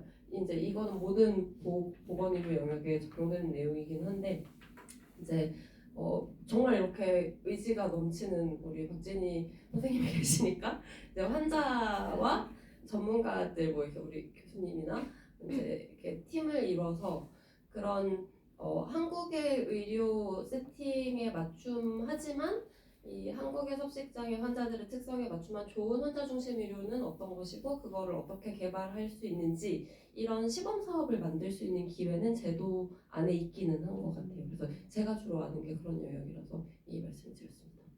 제가 질문 하나만 해도 돼요? 수가 만드셨어요? 그래서 제가요? 네. 어, 이런 걸로 숫가 만드는 거 하늘에서 별까지 만드는 어려워요. 왜냐면 사람이 뭐 이렇게 해서 한다? 그 숫가 진짜 만들기 어렵습니다. 검사 숫가는 되게 만들기 쉬워요. 검사 숫가는 그냥 뭐 하찮은 가치가 없는 검사라도 숫가 만들기 되게 쉬운데 이제 내가 무슨 심층물 뭐 이런 CBT라든지 뭐 이런 숫가를 만들겠다. 그러면은 우선 안 만들어집니다. 절대 불가 거의 그 수준이거든요. 이게 왜? 이유가 없어요. 그냥 안 만들어줍니다. 그리고 저는 심지어는 문턱까지 다 갔다가 괘씸죄로 제가 너무 계산을 정확하게 했는데 그래서 심평원 계산이 틀렸다는 거. 그래서 괘씸죄로 그냥 예산도 있는데 그냥 싹 없이 날린 수가가 그렇게도 하거든요. 그래서 만드시면 대단히 능력 있고 아니 그러니까 제가 말씀을 드리려고 하는 거는 그런 숫가를 만드는 그 프로세스가 굴러가지 않았다는 말씀을 드리는 거고, 그러니까 예컨대 임신 중지와 관련된 상담 숫가 만들어졌잖아요. 이제 그거 같은 경우는 임신 중지 합법화 이후에 의사 뭐 법조인 뭐 여성들 뭐 다 의견이 갈리는 와중에 뭐 종교계 뭐 이런 데 다 의견이 갈리는 가운데 모두가 찬성했던 단 한 가지가 상담이었던 거예요. 종교계에서는 말리는 상담, 여자들은 도와주는 상담, 전혀 다른 의미였지만 이제 서로 다른 이해 관계자들이 상담이라는 키워드를 공유하고 있으니까 보건복지부가 뭐라도 해야 되는 내색을 내야 해서 상담 수가라는 거를 만들었습니다. 근데 그 상담 수가가 뭐 한 28,000원 정도고 이제 제가 건보공단 자료를 분석을 해봤는데 작년에 뭐 한 500건 정도 상담을 했는데 80대 할아버지한테도 상담했다고 나오더라고요. 그래서 이거는 누가 왜 뭐 오류였다고 생각하는데 근데 이제 그러니까 그 수가를 만드는 권한이 보건복지부에 있고 공단과 심평원과 보건복지부에 있고 그것이 코너에 몰리면 그들도 그런 제스처를 심지어는 상담에 대해서도 할 수 있는데 지금 섭식장애에서는 그런 힘을 우리가 가지고 있지가 못하고 말씀하셨듯이 이제 상담 치료 특히나 팀 어프로치가 중심이 되는 이제 상담 수가 같은 것을 한국에서 제대로 만들어 본 적이 없기 때문에 그러니까 예컨대 담배 같은 경우는 의료가 아니라 보건으로 나가 있는 거잖아요. 이제 보건소에서 금연 상담하시는 분들이 의사 선생님들이 아니시잖아요. 그러니까 그런 이제 그 의료 안에서의 CBT를 급여화하는 데 성공한 사례는 말씀하신 대로 저도 거의 없었던 것 같고 만약에 마약이 성공을 한다면 마약의 모종의 그런 것들을 성공을 한다면 벤치마킹을 해볼 수 있겠으나 마약 쪽에서도 지금 보건 상담 쪽으로 심지어는 작년에 40억을 써서 상담 시스템을 구축했는데 그게 메타버스예요. 메타버스로 마약 중독을 어떻게 예방, 치료, 재활할 수 있는지 저는 상상이 잘 되지 않지만 이제 전망이 아주 근데 수가와 의료화의 형식으로는 힘도 없고 전망도 어두우니 그럼 R&D, 환자 참여 뭐 이런 쪽에 샛길을 하나 뚫어 볼 수 있다 뭐 이런 얘기였던 거죠. 섭식장애도 디지털 치료되는 산자부에서 과제가 나오더라고요. 따시면 저 말고 다른. 질문을 받아볼까요? 저는 김유리 교수님께서 하실 말씀이 있으실 것 같아서 마이크를 가져다 드릴게요.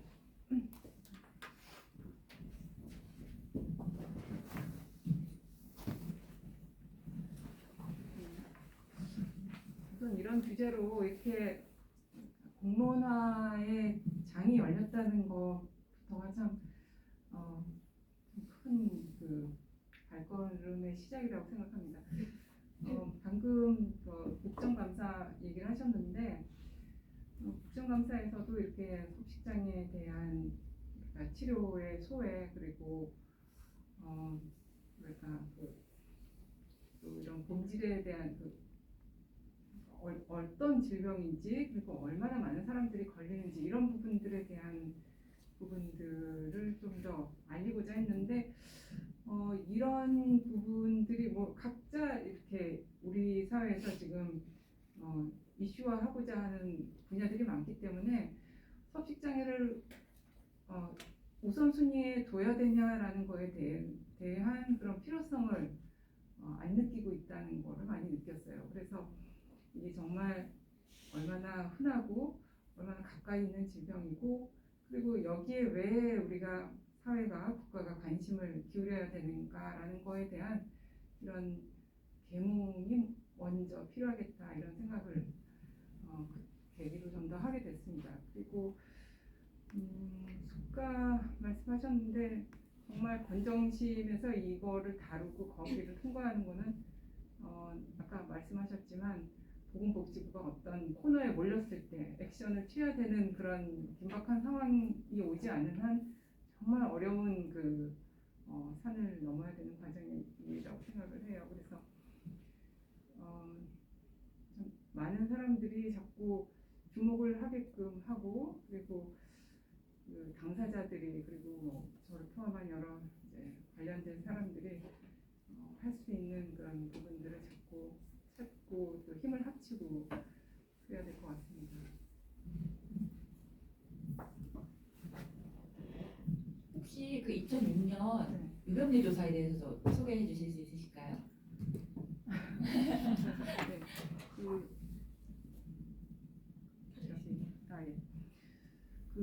네, 정신건강 실태조사라고 5년마다 하는 그 유병률 조사가 있습니다. 근데 석식장애가 이제 마지막으로 유병률 조사 대상이 되었던 게 2006년도였어요. 근데 그때 이제 국립정신건강센터가 보통 주관을 해서 일종의 전수조사처럼 이제 어떤 지역을 대상으로 그렇게 하게 됐는데 그때 석식장애 중에서 이제 신경성 폭식증은 유병률이 0%, 그다음에 신경성 식욕부진증이 유병률이 0.2%, 그렇게 해서 총합 우리나라 석식장애 유병률이 0.1%라고 이때 나왔어요. 그다음부터는 이 0.1%짜리 이제 질환을 유병률을 하는 게 의미가 없다. 그래서 다른 주 정신질환들을 위주로 이제 유병률 조사를 하고 그 이후로는 석식장애에 대한 유병률 조사조차도 이루어지지 않고 있습니다. 근데 사실 지금 이제 그 2013년도에 이제 정신질환 그 진단 기준이 개정이 되면서 석식장애 유병률은 지금 9% 정도로 이제 서구에서는 컨센서스가 이루어져 있어요. 그러면 그런 9% 질환을 제가 질병관리본부라든가 이런 담당자분들하고 얘기했을 때 0.2%짜리 질환을 우리가 왜 우선순위를 둬야 되느냐라고 말씀을 하시는 이런 부분들부터 이 병이 정말 어떤 실태가 어떠냐 이런 부분들에 대한 그 부분이 지금으로서는 일단 첫 단계일 것 같습니다. 그래서 2006년도에 마지막 그 공식 데이터가 그런 식으로 나온 상태에서 지금 이 석식장애에 대한 그 제대로 된 그 시작을 하기가 참 어려운 그런 상황입니다. 감사합니다, 교수님. 자폐증 같은 경우는 아이들 자폐증이요. 지금 루돌프 어린이 사회성 연구소라는 데서 소장님을 맡고 계신 분이 연구자였을 때 한 2008년, 2010년쯤 됐을 거예요. 그때 일산에서 전수조사를 정말 철저하게 하셨고 그분 논문 때문에 아마 DSM에도 그 반영이 됐을 거예요. 자폐증이 그 전보다 더 많다는 식으로. 근데 거기에 대해서 뭐 반론도 되게 많지만 근데 그걸 어떻게 했는지 알아보니까 그것도 한국 돈으로 한 게 아니더라고요. 그러니까 미국은 자폐증 그 환자들 재단이 너무 크다 보니까 거기서 그 어티즘 픽스라는 데서 나라들한테 이렇게 나눠준 것 중에 하나로 그걸로 하셨던 거예요. 그 미국 연구자들이랑 같이. 그래서 또 그걸 여쭤보고 또 한숨을 쉬었죠. 저희는 어디서 돈이 나오나. 정말 김윤희 교수님하고 작년에도 계속 얘기를 나눴는데 유병률 조사가 이루어졌으면 좋겠는데 이거를 할 수 있는 방법이 없나라는 생각도 했었고, 그리고 그 루돌프 어린이사회연구소 소장님께도 여쭤봤어요. 어떻게 할 수 있는 방법이 없겠느냐 그랬더니 그렇게까지 못하더라도 학교 기반으로 하거나 아니면 온라인으로라도 해서 언론 홍보를 해라 뭐 이런 말씀도 하시고, 그래서 고민을 되게 많이 했습니다. 유병률의 조사에 대해서는 어떻게 생각하시는지 여쭤도 될까요? 아마 유병률 조사는 그래도 제가 제일 가까울 것 같은데, 근데 여쭤보고 싶은 게 인터넷에서 이거를 하시면 뭐 5,000원짜리 커피 쿠폰을 드려요, 뭐 아니면 추첨해서 드려요 이렇게 들어갔을 때 나 석실장이야 이렇게 클릭하시나요? 클릭을 할까요? 석식장애가 있는 환자들이 온전히 대답할 수 있는 좋은 문항 같은 것들을 온라인으로 우리가 개발하려면 그것도 내가 잘 생각해봤더니 이렇게 하면 돼, 이런 거는 아닌 것 같아서 사실 역학조사를 하기 위한 근거부터 만들어야 되는 단계에 우리가 있는 것 같은데요. 이제 한 가지 그냥 이제 그래도 국가 부처 중에서는 관심이 있어야 마땅한 부서인 여성가족부 이야기를 조금 드리면 여성 건강 공부와 정책을 하겠다고 결심을 하고 열심히 읽었을 것 아니겠어요?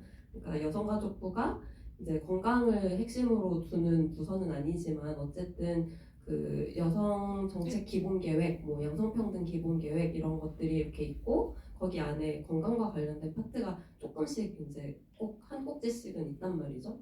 근데 놀랍게도 혹은 약간 패착이었을 수도 있을 것 같은데 최근 한 5, 6년 사이에 다이어트 성형수술, 여성의 그 몸에 대한 대상화로 인해와 관련되어 있는 건강 문제들이 등장하지 않아요.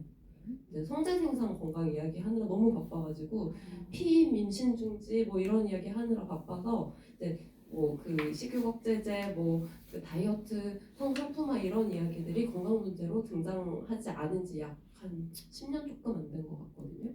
그러니까 약간 놓치고 있다? 약간 놓치고 있다 이런 느낌을 받고요. 근데 전체 계획은 그렇기는 한데 예컨대 그 작년에 제가 여성가족부의 연구 용역 과제로 이제 그 한국 사람들의 마약류 의약품 오남용에서 성별 관점을 가진 분석을 했어요. 이제 거기에서 섭식장애와는 조금 양상이 다르지만 아주 광범위하게 걸쳐져 있는 문제가 나비약이라고 보통 이야기를 하는 중추신경계에 작용하는 그 식욕억제제에 대한 오남용 문제가 광범위하게 있다는 사실을 자료로서 확인을 할 수가 있었는데요. 그러니까 어떤 거냐면 이제 그런 펜터민은 사실 미국에서는 BMI 30 이상인 고도 이제 비만 환자에게 3개월 미만으로 처방을 해야 되는 약이고 이제 유럽에서는 팔지 않아요. 왜냐하면 그것이 너무 부작용이 크고 오히려 중독 위험성이 있다고 해서요. 암페타민이랑 거의 유사한 수준의 중독 가능성이 있다고, 중독성 의존성이 있는 걸로 알려져 있고, 근데 한국은 그거를 비급여로 그냥 아무한테나 다 주거든요. 이제 BMI가 안 높은 여성에게도 장기 복용 가능한 방식으로 이제 처방을 하는데 제가 분석한 내용에서는 이제 그러니까 굉장히 오남용하는 사람이 많을 수밖에 없는 상황인 것으로 분석이 됩니다. 식약처에서 연간 120만 명이 그 약을 처방받는다고 이야기를 하는데 그 120만 명 중에 90% 이상이 여성이에요. 그렇게 치면 이제 한국 인구, 여성 인구 그 중에서도 그런 약을 주로 먹는 20, 30, 40대를 중심으로 하면 거의 5%에서 10% 사이의 인구가 그 약을 먹고 있어야 그 약이 처방이 될 수가 있거든요. 근데 그 여러 가지 숫자를 맞춰보면 이제 3개월 이내로 먹는 사람보다 3개월 이상 더 길게 먹는 사람들이 많을 것으로 나와요. 이제 그 이야기는 권고하지 않는 형태로 위험한 약을 사람들이 살을 빼려고 많이 먹고 있고, 그것이 이런 뭐 섭식장애가 동일하지는 않더라도 일정하게 이제 스펙트럼이 걸쳐져 있는 상황이고, 의사는 거기에서 그 약을 처방해주는 판매자, 드러그 딜러 역할을 하고 있는 상황이어서 이 부분을 보고를 하고 논문을 지금 작성하고 있는데, 이제 이 부분과 관련해서 보건복지부의 성별영양, 그러니까 양성평등 정책관이라는 또 배가 있어요. 여성 건강에 그래도 관심이 있는. 근데 거기다가도 얘기를 했었는데, 사실 그 보건복지부의 그 성평등 부서는 보건복지 영역에서의 성폭력 예방 이런 걸 하지 여성 건강을 또 하지는 않는 거예요. 그래서 이제 여성가족부가 관심이 있다는 이야기를 하느라 여기까지 왔는데, 근데 여성가족부는 지금 장관이 있고 이제 국실장을 타 부서에서 파견을 보내서 이제 일을 제대로 못하게 만들고 있는 상황이기는 하지만, 어쨌든 그 여성 건강과 관련된 모종의 정치적인 책무가 걸리는 공식 조직으로서 여성가족부와의 협력이나 공동 대응 같은 것들을 사실 이제 여가부는 비교적 여성단체들이나 시민단체, 환자단체들과 코워크하는 데 익숙한 부서이니까 이제 기획해 볼 수 있다고 생각을 하고, 한국 정부가 정 움직이지 않는다면 이 문제를 글로벌리 공론화 시켜서 챙피를 주는 전략? 맞습니다. 가능하지 않을까. 그러니까 임신 중지나 아니면 성장생산 건강, 뭐 아니면 그 장애인 여성에 대한 동의를 받지 않는 강제 불임 시술 뭐 이런 것들은 사실 되게 유엔 인권 그 회의에서 논의가 되고, 그거에 대해서 너무나 창피해진 보건복지부가 움직이는 방향으로 거꾸로 도는 이제 그 정책 과정들을 겪었던 걸로 알고 있어요. 이제 섭식장애의 경우에는 한국보다는 좀 이제 다른 나라들에서 더 공론화가 많이 되어 있는 상태이니까, 그런 종류의 네이밍 앤 쉐이밍 전략을 국가를 대상으로 기획해 볼 수도 있지 않을까요? 그래서 저도 안 되는 영어 실력으로 계속 저희가 하고 있는 일을 외국에 알리고 있고요. 얼마 전에는 그 하버드의 섭식장애 이니셔티브 인 스트라이프에서 인터뷰를 했어요. 그래서 그 영상들이 지금 조금씩 인스타그램에 올라오고 있어요. 거기서 다 말했습니다. 한국에 아무것도 없다. 질문을 받아볼게요. 그러니까 그러니까 궁금하신 점들이 되게 많으실 것 같아요. 네네. 저 두 가지 있는데요. 저는 당사자 세션에서도 참여했었는데, 당사자 세션도 오래 앓으신 분들이 많으니까, 왜냐면은 치료를 빨리 못하는 환경이니까 만성화되잖아요, 섭식장애가.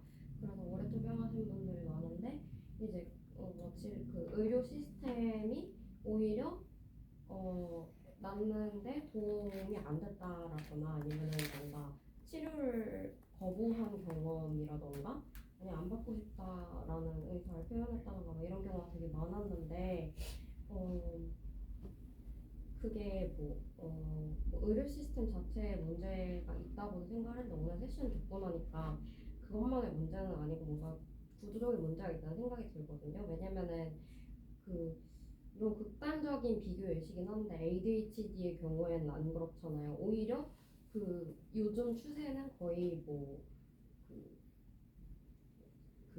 진단 대상이 아니었던 사람들까지 불어 찾아와서 약간 나 혹시 ADHD인가 하면서 약간 진단이 많아지고 약 먹는 사람들도 많아지고 약간 의료화가 되고 있는 그런 추세인 거잖아요, 사실. 그래서 그러니까 섭식장애 환자들이 의료 시스템을 불신하고 질병으로서 실행되지 않는 현상에 대해서 그 의료 시스템에 종사하고 계신 분들이잖아요. 그래서 어떤 입장이신지 궁금하고, 그리고 두 번째로는 아까 김세롬 선생님이 잠깐 언급해 주셨는데, 당사 세션에서도 말씀을 하셨는데, 어떤 당사자분이 한국형 섭식장애가 있을 것 같다라고 말씀을 하셨거든요. 그래서 이 연구는 전혀 이루어지지 않은 것 같거든요. 저도 막 여러 가지 찾아보고 그랬는데, 한국형, 그러니까 현장에 있으신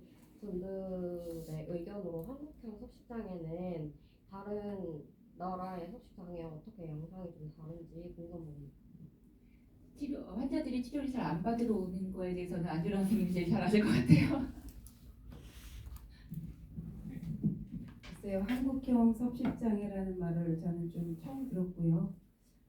저는 외국 환자들을 본 경험이 없어서, 그리고 그 사람들의 어떤 케이스를 본 적이 없어서 그들과 우리나라 환자들이 과연 어떤 차이가 있을까는 잘 모르겠습니다만은 문화적 차이는 좀 있는 것 같아요. 문화적 차이는. 그래서 뭐 폭식증, 식이형성 폭식증을 갖고 계신 분들이 난 외국 나가서 사는 게 훨씬 더 편하다.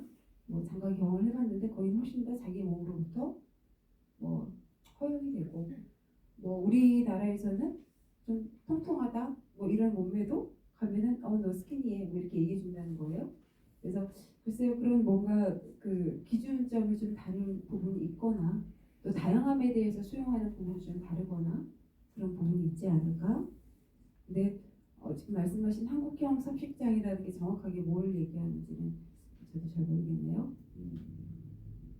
치료를 잘 받으러 오지 않는 다른 정신질환에 대해. 그거는 뭐 이제 섭식장애를 뭐 치료해 보신 분들은 뭐 공통적으로 좀 느끼실 건데요.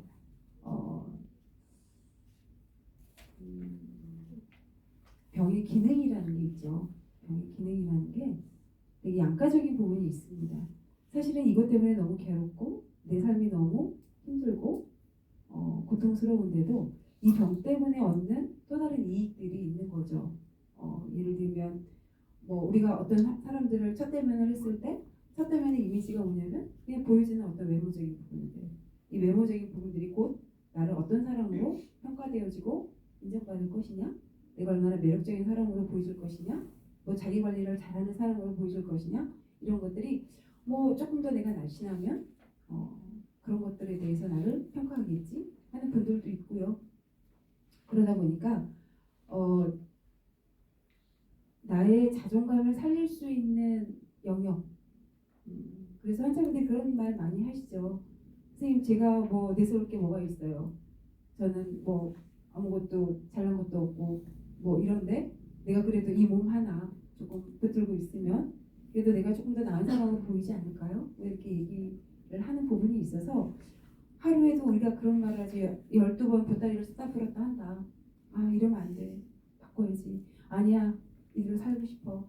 그래서 거기서 되게 이제 갈등을 하고 그래서 이제 옆에서 보면은 쟤는 너무 변덕스러워. 금방 이랬다 저랬다 해. 뭐 이렇게 얘기를 하는 부분도 있으니까요. 그래서 병이 주는 나의 자존감의 영역, 또 내가 통제할 수 있는 영역, 또 나를 함부로 대하지 못하게 하는 영역, 뭐 이런 것들이 병의 기능이라서 동기부여가 많이 떨어지는 부분도 있는 것 같습니다. 일반 정신과 병동에 입원을 할 때 그러니까 병원에서 되게 싫어하는 환자 중에 하나가 정신장애 환자로 분위기 나빠진다고 오지 말라고 한답니다. 안 들으니까요, 다른 환자들. 손이 많이 가죠. 다른 그런 환자분들은 그냥 아니에요? 약 주고 또 이렇게 좀 안전하게 지켜주고 그러면 되지만 이분들은 이제 또 계속 뭐 제거를 하느냐 이것도 계속 감시를 지켜봐야 하고. 되고 그렇죠. 또 다른 네, 그냥 이렇게 말씀드려도 돼요? 네네. 저는 그 용인정신병원에서 간호사로 재직 중인데요. 그 이렇게 말씀 이렇게 해주시면서 질문이 들었는데 혹시 그 병원에서 근무하시면서 혹시 섭식장애 그 진단명 받으신 분 중에서 혹시 그 성공적으로 치료했었던 케이스가 있었는지 궁금합니다. 있습니다. 예, 만약에 성공적으로 치료한 케이스가 없었으면 저도 계속 하지 않았을 거예요. 저는 환자를 일주일에 많이 보지는 않아요. 저희 교는 환자들이 일주일간 보면은 많으면 21명, 보통은 한 12명, 13명 이 정도 유지가 됩니다. 물론 저는 모든 요일을 다 출근을 하는 건 아니에요. 화목금토 이렇게 이제 4일만 출근을 하는데 그렇게 봤을 때 그렇죠? 제가 한 환자분을 식사 치료를 할 때 뭐 상담 치료하는 거 시간이 정해져 있으니까요. 그리고 밖에 스트로크를 할 수 있는 상황은 아니니까 이제 식사 치료 기준으로 보자 그러면 저는 한 아이를 반인분의 식사를 먹이는데 3시간까지는 스트로크를 해줘요. 그러니까 이렇게 막 스트로크를 한다라는 게 그 아이랑 막 싸우고 이런다는 얘기가 아니라 정말 웜앤펌을 하면서 이 아이가 스스로 수저를 따서 식사를 할 수 있도록 서포트하고 지지하고 먹지 말아야 되는 선을 제시해주고 끊임없이 지지를 하죠. 그래서 저는 뭐 퇴근이 굉장히 늦는 경우가 많아요. 근데 치료를 해서 정말 좋아진 친구들이 많아요. 사실은 많고 뭐 결혼했어요 선생님, 저 뭐 아들 낳았어요 뭐 이런 분들도 있고요. 어떤 분은 저는 치료를 해서 심리학을 대학원을 갔습니다. 그래서 저도 임상심리사가 됐습니다. 그래서 또 인사하러 오신 분들도 있고요. 어렵지만 치료해서 좋아지신 분들도 적지 않습니다. 선생님 스트로크를 저번에 저한테 말씀해 주셨던 거 하나 해주세요. 이번 때 뭘 던졌던 있지 않나요? 국 던졌나고. 입원실에서 네. 이제 그때는 제가 스텝 너스로 있을 때거든요. 이제 수간호사가 아니라 일반 이제 간호사로 있었을 때 이제 2교대를 했어요. 그 입원실에서 2교대를 했는데 이제 나이트 근무를 들어갔어요. 이제 밤새 근무를 들어갔는데 인수인계를 봤는데 한 환자분이 입원을 했는데 아무도 손을 못 댄다는 거죠. 이게 볼리미아였는데 신경성 폭식증 환자였는데 강제 입원을 했었고 입원한과 동시에 이불을 뒤집어 쓰고 절대 이제 일어나지도 않고 반응도 하지 않고 이불을 젖히면 막 소리 지르고 그래서 어떻게 다가갈 수가 없었다는 거예요. 그래서 제가 밤근무는 이제 2명의 간호사가 근무를 하는데 한 분에게 밖에 있는 기존의 환자분들을 부탁합니다. 그리고 저는 이분하고 오늘 저녁에 사투를 벌이러 들어가겠습니다. 그리고 이제 옷을 되게 이제 그 빨옷 더러워진 옷을 딱 준비를 하고 플라스틱 컵에다가 두유 한 팩을 딱 들고 들어갔어요. 그래서 이제 말 들은 대로 이불을 이렇게 젖히니까 이제 막 너무 비명을 지르고 소리를 지르고 전혀 터치조차도 못하게 하는. 그래서 이제 제가 앉아 있다가 또 이불을 살짝 들면 또 막 소리를 질러요. 그럼 이따가 또 이불을 살짝 들고 막 또 소리를 질러요. 그래서 이제 그거를 반복하다가 겨우 안 쳤어요. 안 쳤는데 그 다음에 이제 이 사람 입으로 이 두유를 먹여야 되잖아요. 근데 이제 이 두유를 막 다 벽에 막 뿌리는 거죠. 무슨 날 막 이제 욕도 하고. 그래서 제가 이 두유 갖고는 손실이 너무 크다. 물이다. 이제 물로 바꾸자. 그래서 이제 물을 다시 갖고 와서 그분한테 이제 계속 이제 뭐 반복적으로 따뜻하게 지지하면서 그래도 이제 막 했어. 그래서 그분하고는 제가 밤근무 들어가서 거의 새벽 3시까지 스트로크를 해서 먹인 게 물 한 모금이었어요. 물 한 모금. 그래서 제가 너무 잘했다. 너무 고생했다. 쉽지 않았을 거다. 계속 지지를 해주고 재웠어요. 재우고 나서 다음날 아침 식사를 해야 되고 저는 또 이제 밤근무에서 아침 퇴근을 해야 되잖아요. 근데 제가 오늘 퇴근 못하겠다. 퇴근 못할 수도 있겠다. 그래서 그분에게 이제 아침 식사가 왔으니 우리 이제 식사를 할까요? 하고 들어갔더니 그분이 순순히 일어나서 테이블에 앉아서 된장국에 밥을 말아서 뚝딱 아주 잘 먹고 머지않아 퇴원을 했어요. 그분은 그런 생각도 해요. 식이장애 환자분들을 보는 분들은 환자를 많이 보면 안 된다. 왜냐하면 쉽게 볼 수 있는 환자분들이 아니기 때문에 정말 진심을 다하고 에너지를 다 쏟아서 한 사람이 스스로 재섭식을 성공할 수 있기까지는 1대1로 인력이 필요할 정도로. 근데 인력이 너무 없죠. 어렵고 환자들도 동기부여가 떨어지고 하려고 하는 사람들도 많지 않고 좀 해보겠습니다 하고 오셨다가도 떨어져 나가고 이런 분들이 많이 있었어요. 저렇게 이게 힘들다 보니까 한 병원 안에 치료사분들 인력도 있는데 환자를 많이 볼 수는 없고 하다 보니까 이 병원 운영 자체가 힘들잖아요. 그래서 민간에서만 처음 시작했던 병원들이 문을 닫을 수밖에 없었던 게 그 이유인 것 같아요. 국가에서 정책적으로 뭔가를 하지 않는 한은 뭐 해법이 나올 것 같지가 않다는 생각이 듭니다. 질문 있으신 분 있으신가요? 네. 요즘에는 약간 꼭 환자가 아니어도 좀 폭식이라는 단어를 과식이라는 단어랑 좀 혼용해서 많이 사용을 하는 것 같아요.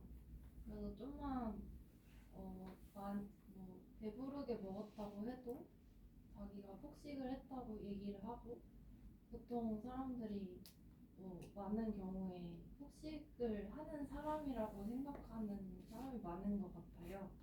그래서 만약에 그런 약간 사고들은 어디서부터 시작되고 만약에 이러한 현상은 뭐 어떻게 하면 좋을까? 에 대해 어떻게 생각하세요? 폭식과 과식에 대해서 얘기해 주세요. 이제 사실은 두 개념을 혼용해서 쓰시는 분들이 많이 있죠. 근데 엄밀히 얘기하면 폭식과 과식을 구분하는 기준은 통제력을 상실했느냐, 통제력을 갖고 있는 상태에서 먹고 있느냐, 이 상황입니다. 그러니까 과식이라는 거는 내가 뭔가 통제를 못해서가 아니라 내가 원해서 조금 더 먹고 싶어서 좋아하는 음식이니까. 그래서 배가 부름에도 불구하고 더 먹었어. 예. 근데 언제든 멈출 수 있어요. 이게 과식이고요. 또 하나의 과식은 먹고 나서 이렇게 죄책감에 시달리지 않죠. 근데 폭식은 나 멈출 수 없어. 한 번 먹었으면 눈에 보이는 거 다 먹어야 돼. 여기까지 찰 때까지 먹어야 돼. 그리고 먹고 나서 되게 죄책감을 많이 느끼게 되고 자기를 되게 저평가하게 되고 불안도가 올라가고 하는 것들이 폭식이라고 볼 수 있어요. 그러면 그렇게 생각을 하면 여성분들이 이제 생리 시작 전이나 생리 중에 충동적으로 초콜릿을 땡겨서 막 먹었다고 하는 것도 어떻게 보면은 폭식이라고 생각하는 건 당연하다고 볼 수 있겠네요. 뭐 이제 그게 우리 이제 PMS라고 얘기하잖아요. 그래서 월경 전에 조금 단 게, 기름진 게 이런 게 땡기시는 분들이 있죠. 근데 매번 그분들이 그거를 먹고 나서 되게 자기 자신이 용납이 안 되고 나는 이렇게 의지가 부족해서 이렇게 막 먹어버렸어. 이렇게 막 가책을 하거나 그러시는 분들이 과연 많이 있을까? 그거보다는 내가 요즘 왜 이렇게 먹지? 내가 왜 이렇게 뭐가 땡기지? 이제 월경하려고 하나 보네. 그래서 그냥 조금 자기 이해로 들어가시는 분들도 많이 있죠. 한국 여성들은 죄책감을 많이 느끼지 않나요? 먹고 저도 나서. 그러는데.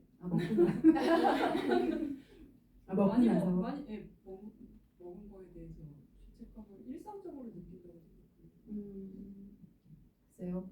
먹고 나서 죄책감을 느끼는 거는 어떤 생각 때문일까? 그러니까 어떤 생각 때문에 제가 죄책감을 얘기하고 느낄까요? 싶은 폭식이랑 과식의 기준이 그거면은 좀 되게 무지하게 느껴지는 거예요. 그러면 폭식 행동이라는 게 되게 많은 여성들이 하고 있는 거겠네? 이런 생각이 듭니다. 폭식은 죄책감만 보자 그러면 먹고 나서 죄책감을 느낀다 이 부분만 보자 그러면 폭식을 우리 한국 사회 여성들은 많이들 하고 있는 게 아닌가. 근데 그보다 더 중요한 거는 내가 통제력을 상실한 상태에서 먹느냐 아니면 충분히 통제할 수 있는데 허용적으로 더 먹고 있느냐 이게 더 중요한 기준이라고 봐야 되겠죠. 저는 약간 지금 임상적으로 폭식과 과식의 그 개념 정의하고 일상 용어랄까요? 일상 용어로서의 폭식에 대한 단어를 과장해서 쓰는 거가 약간 섞여 있어서 약간 그러니까 임상적으로 판단하기 위한 그 기준과 이제 왜 한국 여자들은 먹는 거에 대해서 그렇게까지 통제를 하려고 하고 조금만 많이 먹어도 죄책감을 느끼는지가 약간 조금 이렇게 다른 얘기인 것 같다는 생각이 드는데요. UN 여성 사무소가 한국에 서울에 생긴 거 아시나요? 거기 외국인 그 직원들이 있겠죠? 이제 그 사람들이 여가부에 와서 그랬대요.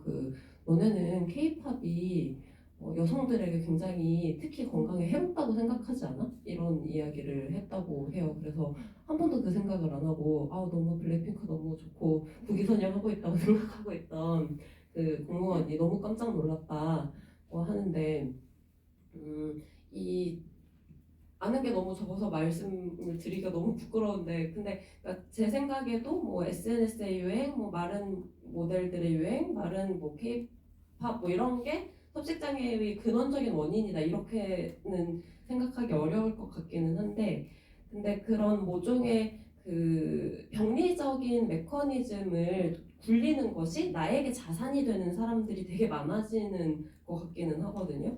그러니까 예컨대 첫날 당사자 세션에서 그 아이돌 지망생으로 준비를 하셨던 선생님도 그러시고 제가 인터뷰에서 들었던 예컨대 뭐 실용음악과 가수로 뭐 이렇게 지원을 하려고 하는 입시생들이 충분히 마르지 않으면 노래를 잘한다고 해도 그 대학에 갈 수 없으니까 이제 원래는 청소년이라서 식욕억제제 처방이 안 되는데 엄마가 처방받아다 준 식욕억제제를 먹으면서 살을 빼는 사례라던가 그러니까 몸을 통제함으로써 그게 나에게 모종의 만족감과 죄책감을 주는 것을 벗어나서 그게 내 인생과 커리어에서의 자산이 되는 거 그 경로를 한국 사회가 엄청 강하게 돌리고 있고 그것이 모종의 방식으로 트리거로서 작동을 하거나 아니면은 그 아까 말씀드렸던 것과 같은 그 식욕억제제에 대한 그 장기 복용 같은 위험한 일을 자처해서 하게 되거나 이런 현상으로 넘어가는 데에는 영향을 미칠 가능성이 크다라고 저는 생각을 하고 이제 뭐 의학적 개념으로 뭐 K 섭식장애 이런 건 없지만 이제 그런 특징적인 맥락들을 잘 반영해야 환자를 이제 질병을 예방하고 치료하는 과정에서도 도움이 되지 않을까 이렇게 생각하는 편입니다. 두 분 정도 질문 더 받아보고 마무리하겠습니다. 한 가지 더 네. 여쭤봐도 네. 그 의료 이제 이야기 많이 나오면서 인터넷에 간호사분들이 올리는 얘기가 아까 롤 시프팅 이야기 나오면서 생각이 났는데 간호사분들이 이제 의사 입원 환자들이 있을 때 약 처방을 내릴 때 의사들이 약 처방을 내리고 간호사분들이 약을 준다고 하는데 만약 의사분들이 처방을 뭐 잘못 내리거나 했을 때 간호사분들이 수정을 원래는 못 하는데 의사분이 이제 수정 요청을 간호사가 했는데 안 해주면 이제 간호사가 어쩔 수 없이 막 하는 경우도 막 있다고 하더라고요. 이거는 의사만 해야 되는데 그래서 아까 말씀하시니까 이게 의사만 허용된 행위인 거잖아요 원래는. 근데 이런 거는 이제 다 이렇게 원래는 안 되지만 그냥 다들 이렇게 그냥 하고 그러는 건가요? 현실에서? 제가 답변드려야 의사들이 실수하죠 당연히 그 약처방할 때 저도 젊었을 때는 실수한 거를 간호사분이 발견해서 얘기해서 고친 적도 있고 근데 이제 원칙적으로 그 요즘은 이제 OCS가 EMR이 발달을 해서 이 처방이 과다로 나온 자동 팝업이 당연히 떠요. 의사들이 실수할 수 있습니다. 사람은 누구나 실수할 수 있듯이 이렇게 뜨는데 아주 좀 애매한 이런 경우에 요즘 점점 서로 이제 책임을 좀 안 지는 쪽으로 하고 싶은데 간호사분들은 관여하고 싶지가 않을 거예요. 그냥 오더대로 하고 싶은 거예요. 그렇게 돼서 참 좀 애매할 때가 있고 그 역할 분담 병원에서 역할 분담은 참 좀 애매한 영역이 있어요. 저는 어떤 거는 간호사분들이 더 잘하는 게 있다고 생각을 하거든요. 근데 참 그 의사협회에서는 자기 영역이 하나라도 침해되면 거의 굉장히 피해의식을 가지고 이러니까 이게 안 되는데 지금 저는 이 우리나라 의료비가 굉장히 좀 누르다가 갑자기 막 이제 치고 올라가거든요. 그래서 이거를 좀 어떻게 그 해결하려면은 조금 역할 분담이 좀 돼야 할 것 같고 넘길 수 있는 거 좀 이렇게 넘기고 더 잘할 수 있는 거. 그 통풍 환자 치료 있잖아요. 그 영국에서 그 영국에는 이제 너스 프랙티셔너라고 간호사분들이 처방을 할 수가 있는데 차이가 없습니다. 1차 진료하고 성적인 차이가 없어요. 좀 이런 그 유연성을 좀 가졌으면 좋겠는데 우리나라는 의료 뭐 이렇게 하나 고치기 정말 어렵고요. 판을 좀 싹 한번 갈아야 한다는 얘기가 그래서 나온 얘기입니다. 이거 이대로는 좀 아무것도 못 고쳐요. 마지막 한 분. 질문 받겠습니다. 질문 없으신가요? 그러면